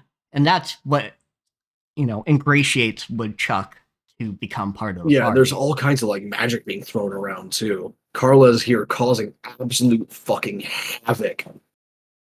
Yeah. Like exploding half the keep kind of havoc. Like this is the kind of shit that you would get out of like a level 18 sorcerer or wizard in D&D. Yeah. And that's when we get the Dark Elf really going for the kill on Deedlit. And but the captain throws a spear and fucking it pierces the bastard's heart or some shit. Yeah. But whatever it is, it's enough to put the guy down. Yeah, fucking kills him dead right there, which shows how good the captain was. Because, yeah, he's also very deadly injured. Yeah. Unfortunately, of course, the captain dies here because he's not going to run away from his fort while his men are still fighting. Yeah. But he's like, yeah, he was a good fighter. Yeah, and the captain's like, hey, this is not your fort. This is my fort. You guys can go. You guys leave. You do not need to lose your lives here. Parn wants to stay because he feels very emotional about this. And he's still very young, of course, so he hasn't like gotten the tactical sense that, yeah, you need to fuck off right now, buddy. If you don't, you're dead here. Yeah. And yeah, gets fucking gut checked by Geem.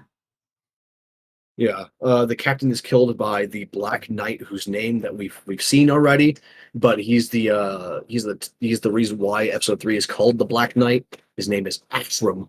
He is Sir Ashram of the Royal Guard, and he's got some fucking armor on. His armor is great, Yeah, his very armor is distinctive design.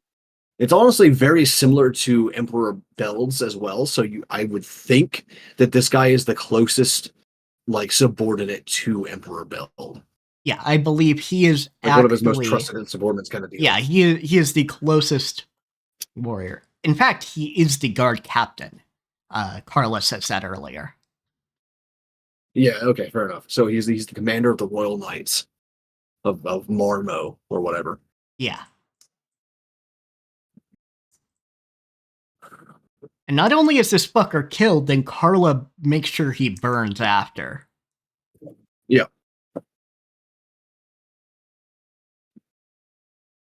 But the last shot we see is after they drag Parn out of the ruins and they're overlooking, like they're on some like hill or in a clearing or something like that, and they can see the burning keep. And Carla looks out from the burning keep back at Parn. No, And they're not staring Carla. at each other. The Black Knight looks back at Parn. I did see Carla there for a second too. Yeah, Carla's looking down. Oh yeah, at that's the burning. right before. Yeah, that's right. That's right. Yeah. Yeah, atop the crumbling fortress stood a man with a gaze like ice. Sir Ashram with his cloak billowing in the smoky wind. And there just happens to be So a you can star just tell right from, like- fucking there. Yeah, you can tell like from this scene, the two of them staring at each other like this across like the landscape. These two are gonna fucking fight. Yeah, They these two are are gonna going to fucking throw fight. down. But that's it. We cut to the next episode. That's the end of the episode. And it starts off, I think, with yeah. The Parn and company trying to get into the capital of Alania, but the capital has been like sort of shut down and quarantined to avoid any Marmo people getting in because they're trying to sit the war out. Which, of course, we as viewers at this point know that that's not going to turn out too well for Alania, but that's what they're trying to do.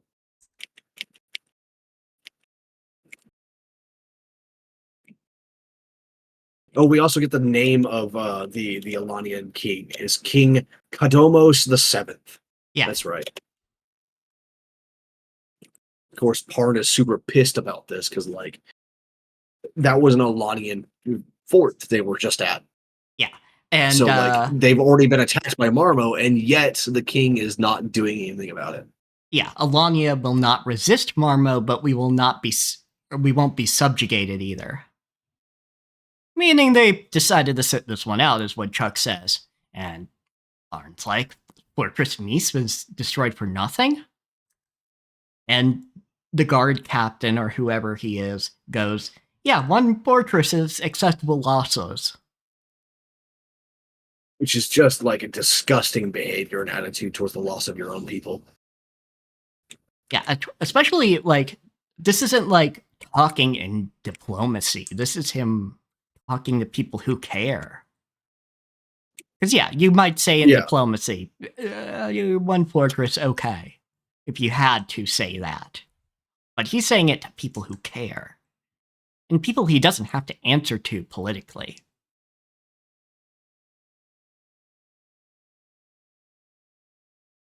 Yeah, we get a shot of like the squad leaving after dragging Parn back, but then like the very next scene is King Fawn, one of these 6 heroes, sending his daughter out to talk to King Kadomos and like beg for an alliance kind of deal.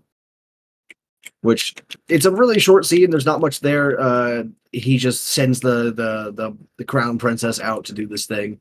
And then we get King she Canon, says, "Oh yeah, I'll do it." Rushed at the feet of Beld.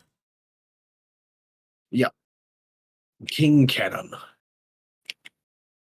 forced to kneel before the emperor and mocked by the emperor before being dragged off, probably to execution. But we don't actually know. He doesn't actually say. He just like pours his wine out over him. Yeah, because which he's I guess is probably like, oh, go kill this guy.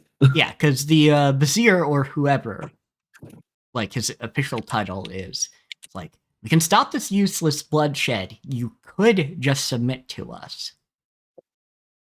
And Canon's like, no, who would willingly deal with Fuck you you, dude. devils? The royal family may fall, but the people of Canon will not submit to you. And then he gets dragged off because, Yeah, and the Emperor Beld is not the kind of motherfucker to listen to this kind of deal. Yeah, Beld pours out his blood red wine, and Canon knows what that means. King Canon knows what that means. Yeah, we don't as viewers, unless you happen to know what this action signifies. I assume it's like, either throw this motherfucker back in the dungeon or kill him. Yeah, and I assume so. Yeah, but I think the symbology for us, the viewers, go, yeah, that's blood spilled. Yeah, probably. That's my assumption, at least. But King Canon knows for a fact what that means. Yeah, because he starts struggling a lot more after that. And he starts sweating a bunch, too. He's like, oh, fuck, dude. Oh, no. Yeah, he's like, I can't really do anything, but I'm not going to beg for my life either.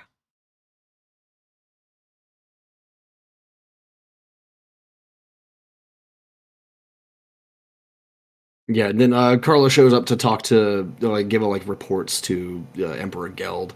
Or Geld. Beld, sorry. I made that mistake once, and now it's just, stuck with me. Fuck.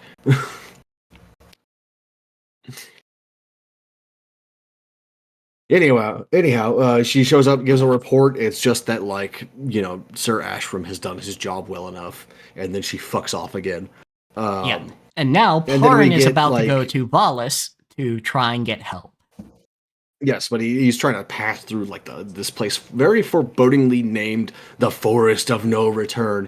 I have never heard a more tabletop name pulled out of someone's ass before. Yeah, seriously, I'm sure it is literally that in Japanese. It just sounds like that's one of those names where Mizuno probably heard the player of Parn being like, yeah, I want to go through here, get to Valis real quick, and he's just like, oh fuck, I gotta find a reason why it's not gonna be so quick. Hold on a second.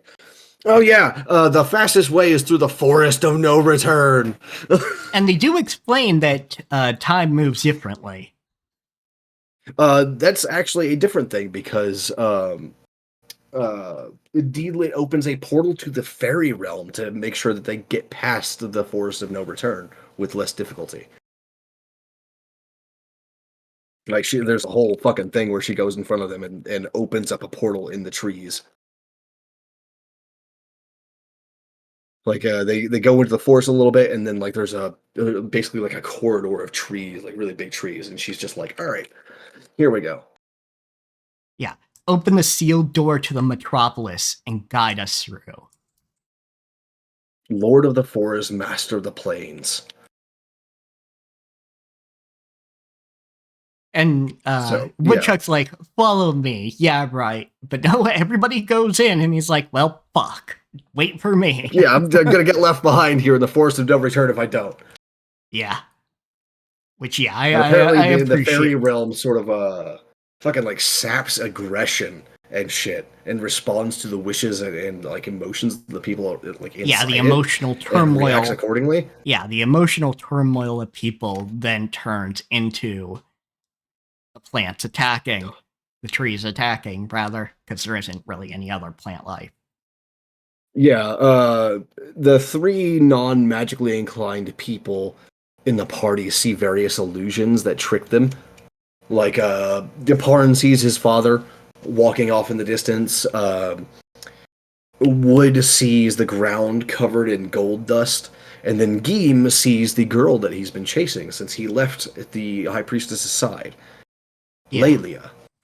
And Lelia is just fucking Carla in appearance. Yeah, we get a really good quick shot of her, and it's very clear shot of her entire face, and it's like, oh yeah, that's just Carla, just with a different hairstyle and a different It's expression on her interesting face. that he then also sees right after Carla, or after seeing Lelia, he sees that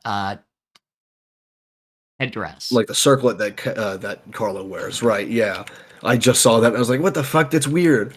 Yeah, that is So he's also getting like a kind of like a prophetic thing out of this as well, which is cool. Like, I can believe that. I can believe the Fae Force knows that already. and would show him that, yeah. Yeah. And it isn't until like he turns aggressive about it That and he gets gets angry thrown that into a like, fucking pit.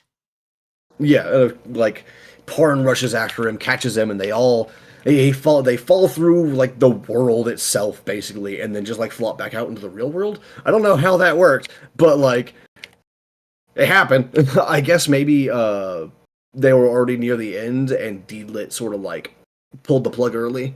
Maybe, I don't know, just to like save their lives if nothing else. Yeah, because he's very much like in this sickness even still. Like, even once they're flopped out into the real world. Yeah, He's the Fate having Force must have done something more than just like show him that. yeah, he's got like nightmares going on, and he's very sickly for a hot minute there.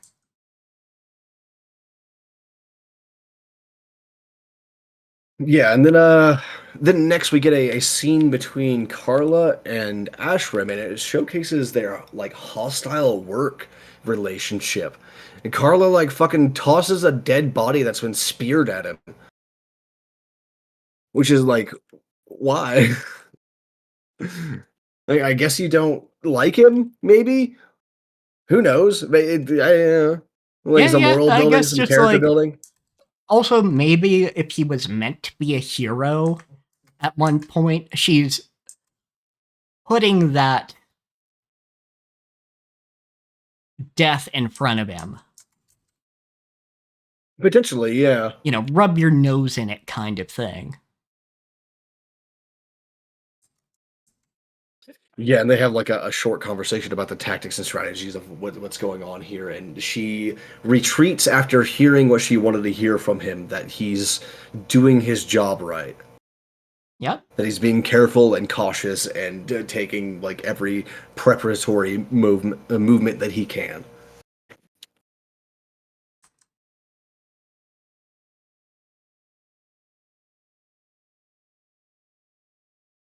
Then like another scene cut, because like this, surprisingly enough, this older show, despite being in the same boat as most older shows and like having to watch 2 or 3 episodes to get the same sort of meat to talk to out of it as like modern stuff, it's fucking moving at a quick pace. It's not slowing the fuck down. Yeah, it's not super slow or anything.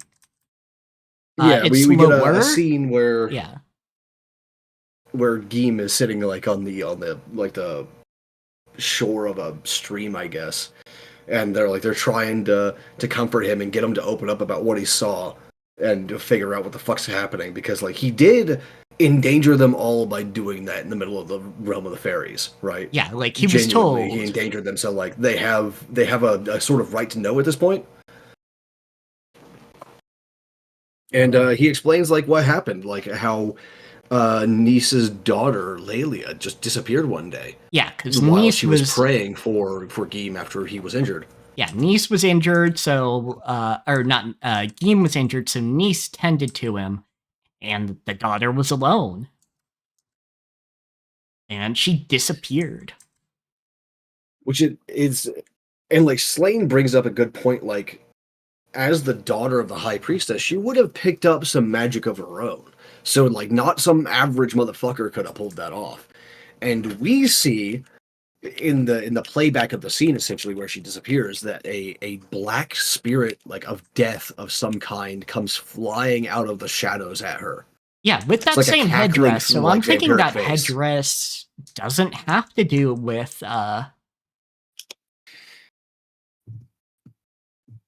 trying to ingratiate herself to Beld. Yeah. You know what? I'm gonna go back over the second episode and see if she was wearing it in the scenes with Wart. Just to just to check. Yeah, double check on that. No, I think that might have even been Well, episode 1. it might have been, yeah. Yeah, I think it was Give me a episode second. 1. Rapidly fucking like tapping through this.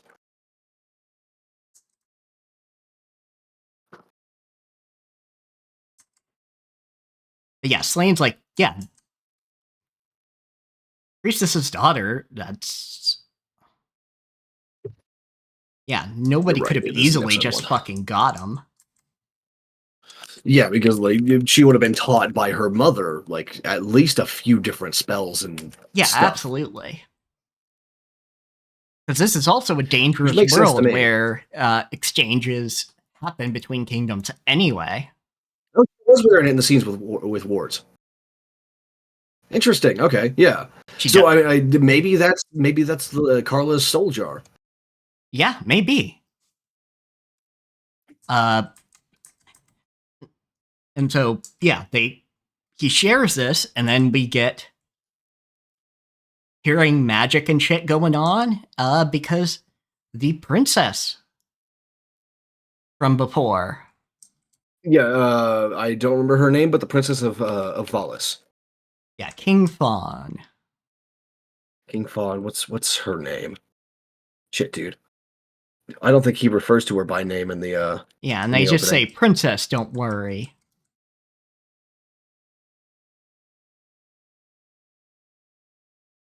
Yeah, I don't think we know her name yet. We might hear it in episode 5, and I just missed it. But anyhow, yeah. So they hear the disturbance and rush off to like go see what the fuck is going on, because like when you start hearing explosions in the forest, like you got to go like look and see if someone needs help, and then yeah. First off, help, Carla is in the carriage talking to the princess. Yeah. Oh, Fiona. Princess Fiona. You're right. Yes, I do remember that now, because I thought it stuck out to me when I first heard it, because that's the same name that I gave the queen in Demon Heart. You gave her, at least. Yeah, I don't even know why I gave her that name. It's because you asked if she was born during a war or not, and she was. So you gave her the name Fiona as like a strength, a warrior thing. Gotcha. I know, because I was just reading this like 2 days ago. Yeah. I don't know why I remember, but I do. But yeah, fucking guard that got toasted by a fire spell's like, save Princess Fiona. And so they're like, all right. And Parn and Slane go off on a fucking horse. Yeah, like Parn nicks the dude's horse that somehow survived the fire blast when he didn't. Well, he probably just got knocked off and like absorbed the entirety of the fire. Maybe, I don't know, but he grabs Slane on the way, and like they go off, and but Carla fucking fires another fireball at their asses. Yeah, thankfully Slane was like, oh fuck. Yeah, and thankfully Slane is who he fucking brought. Although there might be a miracle that Eto could pull off, but like yeah, at least he didn't bring Geem, kind of thing, you know? Yeah, Geem wouldn't have done much there. Yeah, though Deedlit probably would have had like something to do too, but. And Carla can just bring Parn to his fucking knee. Yeah, it's some like weird like either pacification spell or fear aura, maybe. I don't know. Either one would make sense for a lich. I'm just saying. I think this bitch is a lich. Quite possibly, but yeah. I hope she is, actually. Flash is purple. Parn does, and then he's brought to his knee. Like he's struggling against it, but he can't make himself move. Yeah, she explicitly states after he draws his sword, after he manages to draw his sword, that she commends him for his bravery, sort of specifically bravery. And not like strong will to get out of the pacification aura, but bravery. So I think it's actually like an aura of fear that she's like focusing on them. Yeah. It is interesting even Slane gets brought into this. Like, this is powerful sorcery. Yeah, like it's that good shit. It's that real powerful fear spell. Like it's not that level 1 fear that you get as a necromancer in D&D. It's that like fucking it's that 7th level like circle of fear shit that might actually kill some people. Yeah, It's the he's good able shit. to raise himself to his feet, and he's definitely sweating it out too, because we get like emphasis that because he's not crying, but there's like sweat drops off of him while he's trying to get off, onto his feet, and sweat coming Yeah, yeah. off him as he kind of stumbles at first.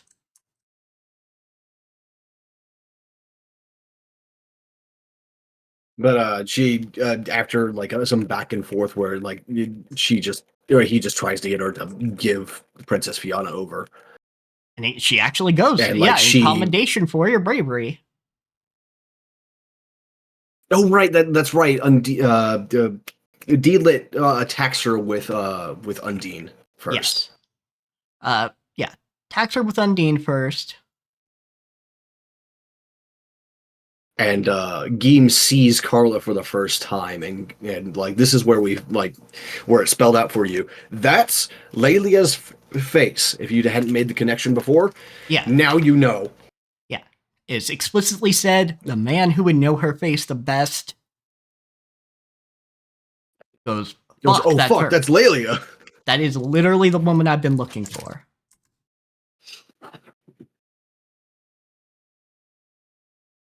But Carla fucking teleports away in a bolt of lightning, Yeah, and which is it's interesting. I haven't seen that kind of disappearance in a long time. yeah, and like it's worth noting, like she definitely affected the skies. Yeah, there's definitely like full scale weather magic going on here. This is not just like your average everyday sorcerer.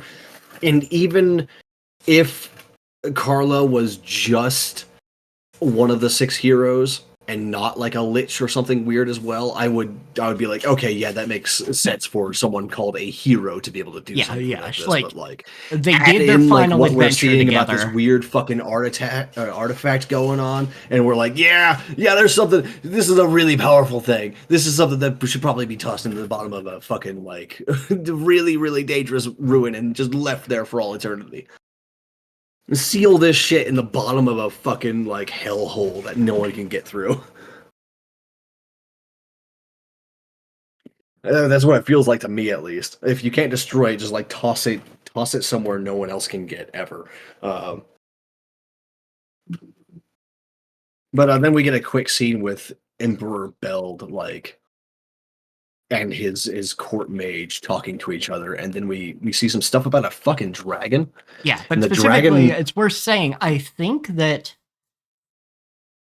Fawn, yes, Fawn might be the leader of this unit of kingdoms.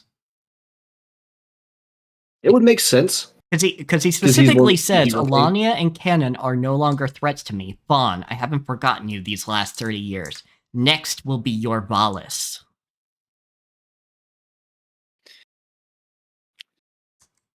So I have to assume then that Fawn is the leader of these kings.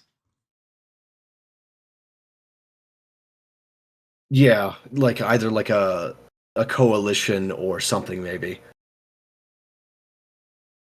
But after that, I still don't know exactly what to make of this scene that we see with the court mage talking to himself and also trying to do a it looks like he's trying to do a ritual of some kind maybe. Yeah, because the conquest of Lodos, of what matter is it? Men turn all to dust with the passage of time. And he's doing something. Yeah, and then The this dragon activates wakes the again. dragon, but then we also hear a voice that's not, at least it doesn't seem to be the dragon's, and it's not the court mage's either. Maybe it is the dragon. I don't know. I think it must be the Maybe dragon's, because yeah. it's the dragon glows red, the court mage turns red. Yeah, like it's got to be the dragon, but like the fact that it roars at the same time that there's like dialogue going on is just sort of like, what? And the fact? Yeah, then again, dragon speaking in the mind while roaring. Yeah. I mean, it works. Yeah, maybe that's probably what's happening. I just fucking I had to rewatch that scene a couple times when I was going over it originally. And the dragon's like, answer me, but you didn't actually say anything. Like, you didn't ask a question. Maybe the dragon isn't necessarily talking to him specifically. I don't know. Yeah. But either way, his eyes even turn red, and he's like, is this Cardis? Is this the dark goddess Cardis? Yeah, I don't fucking know. I mean, it might be because like the emblem of the royal guards and shit like that is all like dragon-y looking. So Yeah. fucking it maybe. And now we get the Desert King. Yep. The next episode, because that's the end of the episode for anyone wondering. The next episode starts off with Parn and company talking to King Fawn after bringing Fiona back to Valis, and King Fawn obviously recognizes Parn as like his father's son. Yeah, because we did that in episode 1. To go over that again. Yeah. There's not a lot there said other than it's shown that King Fawn is pretty gracious and generous by telling them to raise their heads multiple times as they are the benefactors of the kingdom. Yeah, you saved my fucking daughter. You can look at me. Yeah. But then that scene immediately like ends right there, and we don't really get much else until like way later. But we see. Does it actually like fucking say his name immediately? We do know the guy on the fucking wyvern is Prince Jester. Yeah, that's right, Prince Jester.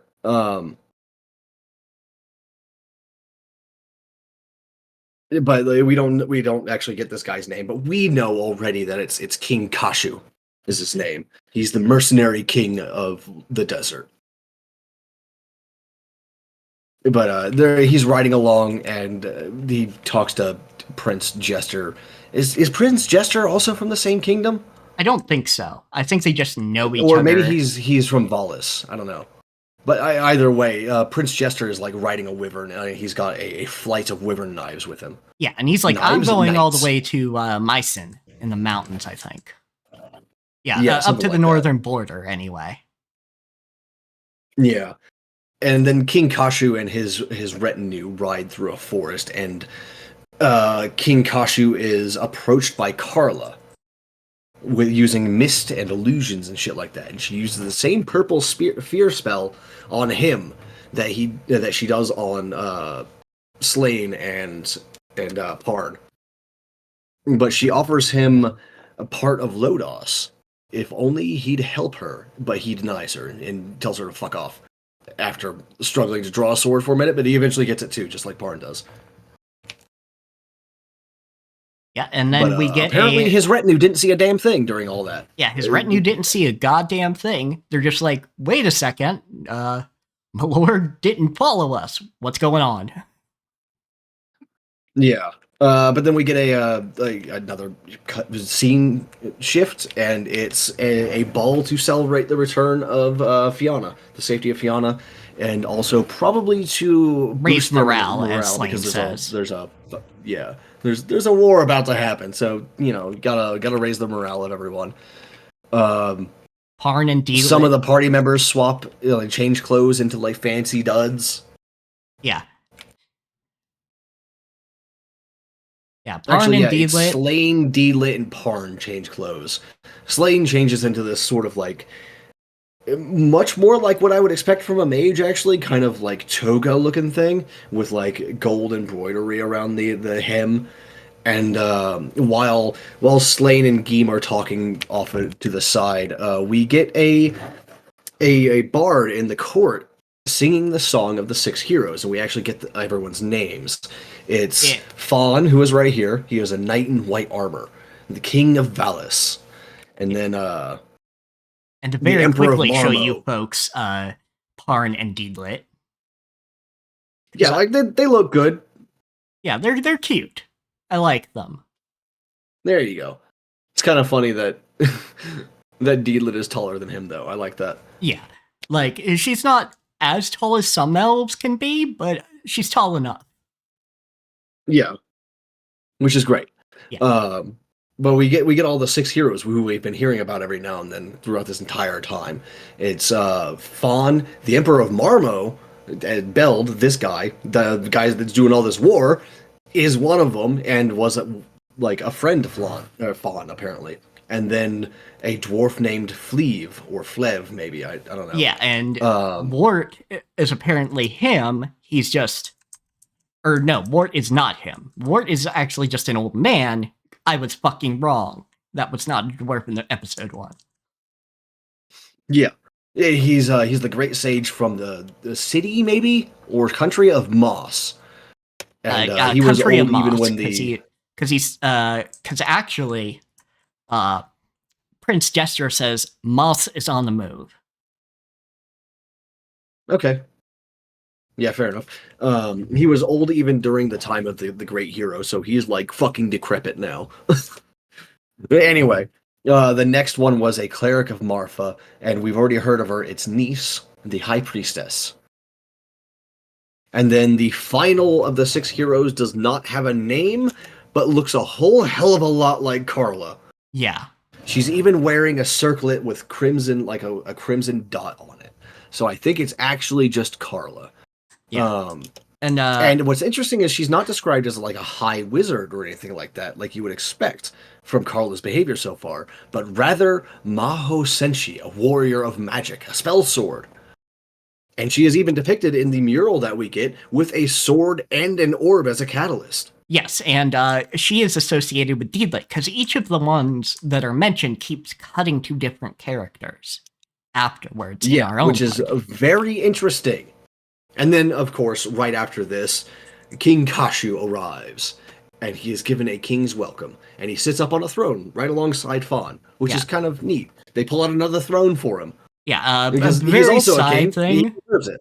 Yeah, very side thing, but I do love the princess going, I wish Eto had changed as well, and him just being all embarrassed. That is great. The princess is flirting with a priest. Let's fucking go. Yeah, let's fucking go. Oh, his kingdom is called Flame. Not flame as in fire, but it's just pronounced that way. And yeah, I like that they cut to different characters. The only one they don't cut to a special person for is the one who's still the fuck alive. Or alive and present. Alive and present. You know, Fawn. Yeah. But for the dwarf, they cut to, of course, our dwarf. For the mage, we cut to our sorcerer. Sage of Moss. Warwick, we cut to our cleric.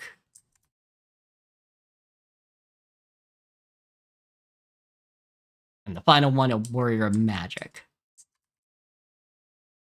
So I don't know. It just seems like we're meant to associate each of them. At least a little bit. You're supposed to draw parallels. I think that's kind of neat too, yeah. But here's where we get all the details about King Kashu being the mercenary king who united his desert country with only his sword. Apparently he's not a magic swordsman or anything like that. He's just a really good swordsman in general. Yes, so. And he is and Flame is spelled F-L-A as an alpha, I as an India, M as in mercenary. Yeah, there you go. Then we get the scene cuts away to the border guards of Valis, I think, right? Yes, it's the march of Valis, and Sir Ashram is right there about to do a surprise attack on these poor bastards. Yeah, these are the famed. And we all know how guards. that goes, because this is the big bad dragon to the antagonist. He actually shatters the first guy's sword. Yeah. And then we cut back to the ball, because of course we fucking do, right? It's just back and forth, always, constantly. King Kashu and King Fawn are making merry and drinking and doing a toast and all that shit. The various party members are all scattered out through the room talking to different people, except for Geem, who is still off on the fucking balcony drinking. Yeah, because he saw the person he's meant to save is having a bad time. Yeah. D-Lit sneaks away from her group to go try and flirt with Parn. It doesn't work because the dude is obsessed with like his heroes. Yeah, and also he's like really bad at noticing signs. Yeah, but yeah, and she's super embarrassed talking with just human royalty, and is a little exhausted by it. And of course, we saw Wood leaving the party earlier, so we get a scene of him now, just to see what everyone's up to. And he is gambling down in the barracks with the knights. Yeah. Of course he is. Yeah, and of course he's also fleecing them. Yeah, of course, because those dice are not good at all. Yeah, like one of them fucking shatters and shows a fucking like a little like weight marble in the middle. It's just like, okay, yeah, you were using weighted dice the whole time. Fucking great. Yeah. And then we see but one of the knights, a jailer, like, or at least I think no, he's not a jailer. He's actually a prisoner. He's got I was talking about the jailer that like left the gambling table. Oh, okay, the jailer that left the gambling table. Got you. Yeah. And after that, because we basically followed the guy that just left, and we get some details about the prisoner that was mentioned, Naba. Now, apparently, he beat his superior to death without even thinking about it. He got real drunk and just like beat the shit out of the guy until he died. Yeah, and he's not anything special, but yeah, he's just a big beefy dude. Yeah, but yeah, he's drawn out by Carla. Fucking brainwashed by this lady. Like, his eyes turn crimson and everything. Yeah, Kashu is what he's meant to, what he keeps saying. Yeah. And then after that, we just cut back to the ball again, because it's all going back to the ball. Every time there's a cut in a scene, you can be guaranteed that it's either leaving the ball or going back to the ball. Yeah. During this episode, which has actually been pretty nice. Actually, this is good like structure of an episode. Oh yeah, absolutely. I mean, and it's good like character or downtime ish stuff. Yeah. Where Deedlet's like, Harn, pay attention, we're dancing. Yeah. Which Parn does okay at first, and then he starts staring at the Mercenary King again later. I think. Maybe? Or no, they bump into the Mercenary King. Yeah, you're right. Yeah, that's right. That's how it gets involved. And so they're talking again. And so she gets pouty. Yeah, she gets pouty. And leaves. But then fucking... Oh, right. No. First, Geem gives her a fucking glass of wine. Because he sees the look on her face. He's like, all right, here you go. You fucking elf. Take some wine, get drunk. Yeah, and she's like, but then, yeah, she's like, oh, so nice. And then fucking Naba breaks in the fucking door to the ballroom. Well, first, we see that, well, it's kind of simultaneous, but, yeah. Woodchuck sees that somebody's on the move. Yeah, you're right, yeah. So he's... Yeah, he finds a bunch of bodies in the hallway, like dead dudes. Yeah. But then we also hear a scream from in the ballroom, and Nabosh is there, having stabbed a person. That's why I missed it, because like that's literally like 2 seconds of Wood running down the hallway, finding these guys that are dead, and then it cuts back to the ballroom again immediately. Yeah. And Parn goes to reach for his sword again, because of course he would, and he doesn't have it on his hip. So Wood comes into the room and tosses him a sword again. And between the two of them, Parn and the Mercenary King, they managed to take down this like giant motherfucker of a man. And like fucking King Kashu is quick, like he's zooming. He is very much the Mercenary King from the desert vibes. Like he kind of absolutely kind of sets the tone of that kind of thing. Yeah, he's not wearing desert armor. Like his armor is very much like Northern European, but otherwise outside of the armor, his clothes are very much like Saudi inspired. Yeah, very Saudi, very. It's just very much that kind of, because again, you don't actually wear very little in the desert. You wear a lot of light clothing. That like has a lot of airflow and keeps the sun from like burning your face off. Yeah, because also we did Essentially. not come up with SPF 5000 back in the day. Yeah. Uh, there's a short little bit where Deedlit comes in looking for Parn, but the rest of the party tells her that he's in training with King Kashu off in some like practice room. Yeah, just some And like then we get like a shot of like him teaching or Kashu teaching Parn the basic combat stuff. Like he actually does some really good like combat advice here when you're trying to use a cut or thrust or whatever. Don't swing with your shoulders. Use your entire body from the hips to the ground. It all starts in the feet and the lower body. That's why like every martial art ever will like stress like lower body positioning stuff and footwork and exercises to make sure that you've got a strong foundation, a strong center of gravity, because it's all from the hips and the back and then the shoulders and the wrist. Yeah. It's not literally every cut, but you want to be doing that as much as possible whenever you have an opportunity to. Sometimes a wrist cut will be just as good, but it depends on the situation. Yeah, you need a strong range of motion for it's your meat and potatoes. You don't always need the meat and potatoes, but you use it mostly. Yes, it's almost every strike or cuts or thrust will be powered from the legs and the hips, but sometimes you'll just throw one real quick with your wrist. You'll snap your wrist in that sort of circular motion to sweep your sword across someone's neck real quick. No, I can't really like. I wish I could demonstrate for you guys, but my legs don't work no more, so I can't really. Yeah, and she keeps, but yeah, Carla shows up and is once again trying to tempt him. Yeah, I don't know why, but of course we are not very far into the story yet, so we're not going to find out yet. My assumption is she's trying to get both him and Bill to burn themselves out. Get them both under her potentially. Control. Yeah, I don't know, but she turns his sword back on him after he throws it at her and just like sends it fucking flying at his face, which of course he dodges. Yeah. And I doubt it was like a serious attack anyway. Yeah, when she uses her power here, we do see it see the shine from her. Yeah. Yeah, from her like circlet. there's a glinting sort of glow that seems to catch the moonlight and intensify it on her eyes, her earrings, and her circlet. Circlet. There we go. But when she throws the sword, she also takes that chance to fucking disappear. So like when they look back up after dodging the sword, she's gone.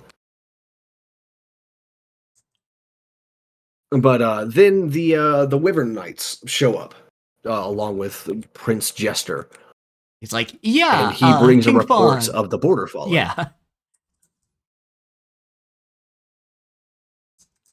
And so, of course, he's in the war room and everything with Parn even, because they're talking about, they're not just using humans and elves. Yeah, the Parn is giving like the whole war council like a full ass like reports because like most of that army is monsters. There's humans around the Emperor, but like we only really ever see Sir Ashram as the human on the front line. All the others are like goblins, kobolds, and hobgoblins. Yeah. Yeah, and they mention Carla, and she's actually a legendary witch of great sorcery. Yeah, so they don't really know who the fuck it is. They, as said in the Bard song earlier, they never actually gave Carla's name as one of the 6 heroes. Yeah, the 6th hero was unnamed in quotes. Though I would like it if that wasn't her name, but she took it after, like the person of great sorcery was somebody even before her time. Potentially, yeah, but I don't think that's going to be the case. I think that would be cool, but I don't think it's going to be the case here. Yeah, and this is when we get, oh yeah, Wart might know something about her. And that's the... Yeah, we're finally catching back up to episode 1. Yeah. Because, like, even Fallen, like, knowing, he may know that it was Carla with him, but, like, he's not a mage. right? He's a swordsman. He's a knight. So he's just like, fucking, we gotta ask Wart. He's the other dude that would even know anything. So, And it's actually King Kashu that recommends Parn for the job. yeah, because Parn clearly wants to do something. He's got that clenched fist. Yeah, and then we get some scenes where I'm not really sure exactly what's going on in terms of like symbolism yet, but that's because we don't have the context for it. We'll get more context as the story but goes he's on. got a demon sword, regardless. Yeah, Emperor Beld. Beld has a demon sword, and it's glowing and like flashing, and it certainly wants to eat people apparently. Yes. But he's also on the front lines now. Yeah, and King Fawn wakes and sees, oh, his sword's glowing, and so they must be twin swords. His sword is shaking on the stand that they keep it, along with his old armor, and he draws it, and it is also glowing as well. So something is amiss here. Something fucked up is happening, and he even it does says, look Beld. like, looking at the shapes of these swords, they do look like they're paired. They're a paired weapon set. Yeah. My assumption is it is shape and edge geometry. The goddesses of light and darkness kind of deal. Possibly, yeah. Falris and Phalaris. Yeah.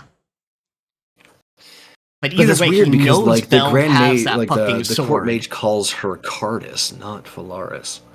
Yeah, that's weird.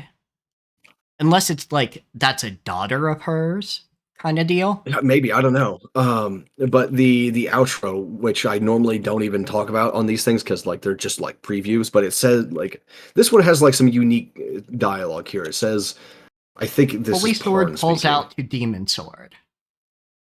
Yeah, the Holy Sword calls out to the Demon Sword. Lodos is swept by a battle for its destiny. And then, of course, like it does the classic, like, Can a new light can blah blah blah blah blah blah blah blah blah. Next time on Record of Lodos War. Yeah, we also get another elf that hopefully we'll see more about. Hopefully.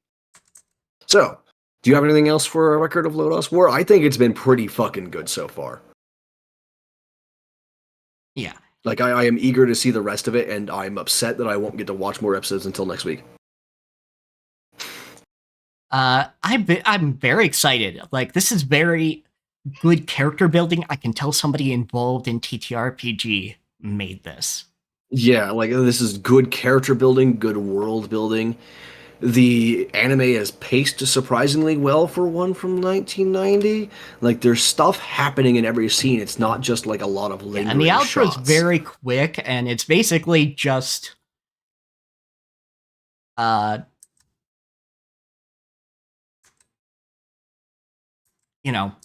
rest your head on my chest, have good dreams, sleep, my love, kind of deal.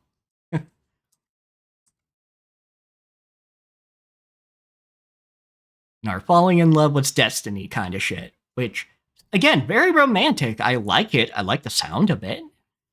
They're like, if Deedlit was played by a dude, was Parn also played by a dude? Was that not awkward for them? Because like that's always my thing about at a table with like flirting with other characters is like it's awkward because like I look at this, I see this other motherfucker across the table from me, and I'm like, I know that face. That's not a face I want to flirt with. Yeah, I like you, buddy. It's very interesting. I don't know how people manage it at a table. I've done it like in text-based RPG. Yeah. Like I can flirt that I've been way. on both sides of that in text-based because like I've been DM and player a lot, so. Yeah, so I've done that in text-based RPG, but yeah, I don't know if I'd have the balls, but some people do. Yeah, some people manage it. I don't know. Yeah, but Critical Role manages it, which, I mean, they're actors, so of course they do, but, just as an example of something people have seen and other people who do that kind of thing. I've never actually watched Critical Role. I loaded it up one time and I was like, okay, I hate some of these voices. Sorry, guys. It just, like, clicked off. Yeah, you've mentioned that before, which is unfortunate. But yes, characters have flirted before. Even characters who do not end up together have little flirty moments. Hi, buddy. Yes, don't paw at my arm. Shut up. Go away. So But yeah, yeah, that's very good. And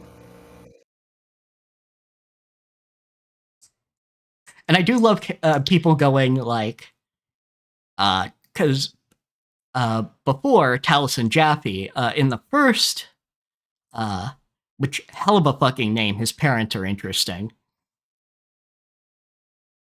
Because yeah, that is actually his name, not a name that he took on later.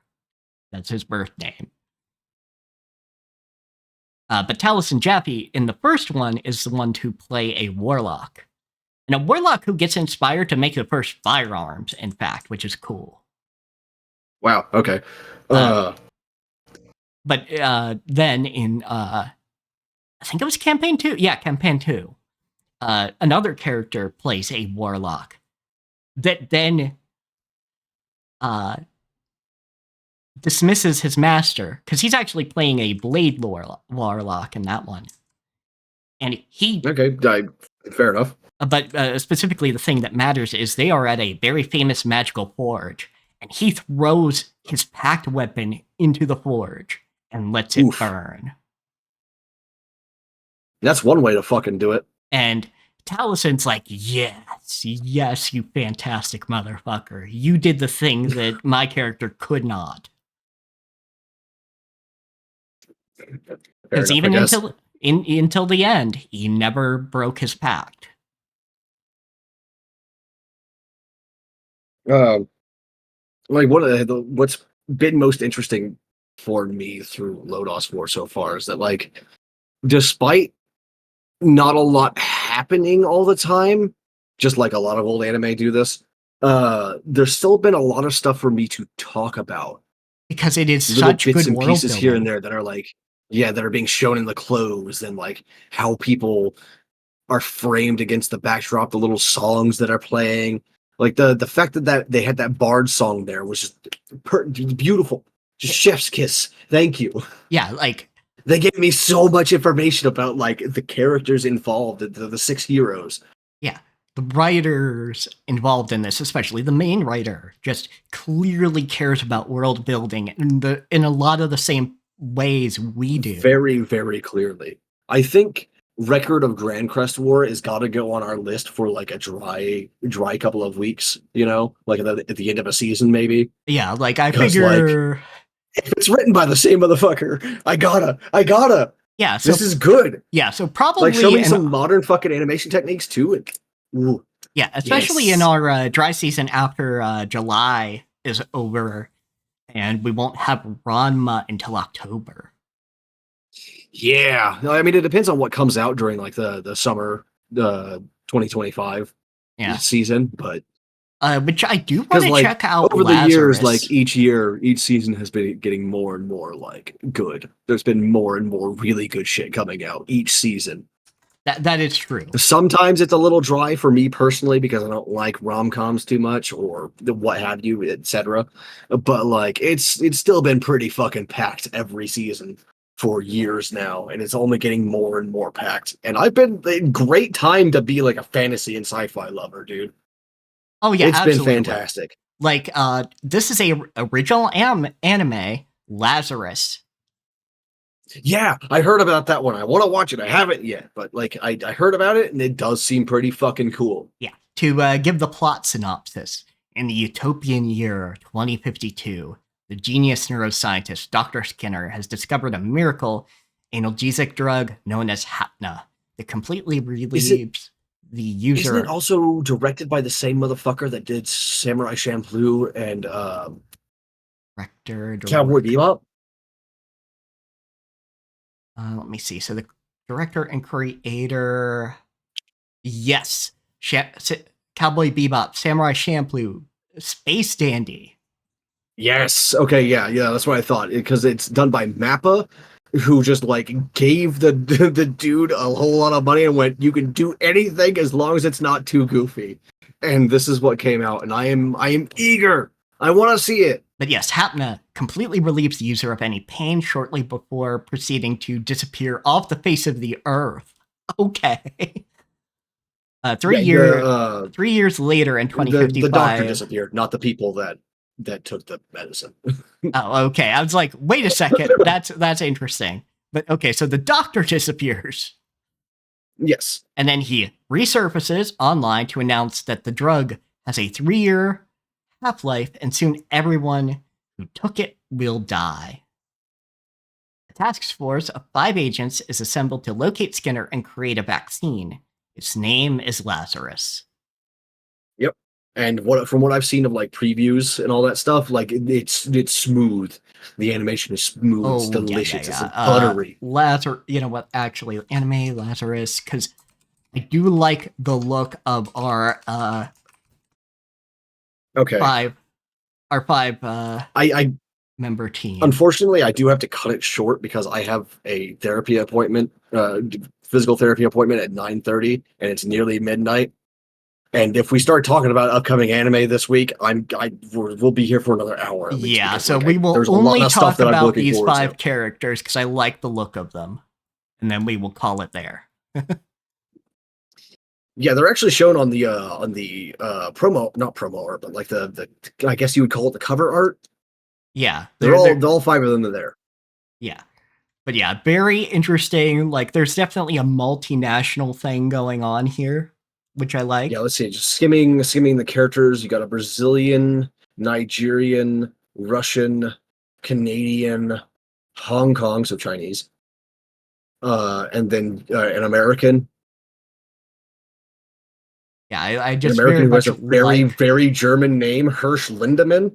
Yeah. Okay. Just very good styles going on here. I appreciate it. It's definitely that kind of Cowboy Bebop stylish, but very different.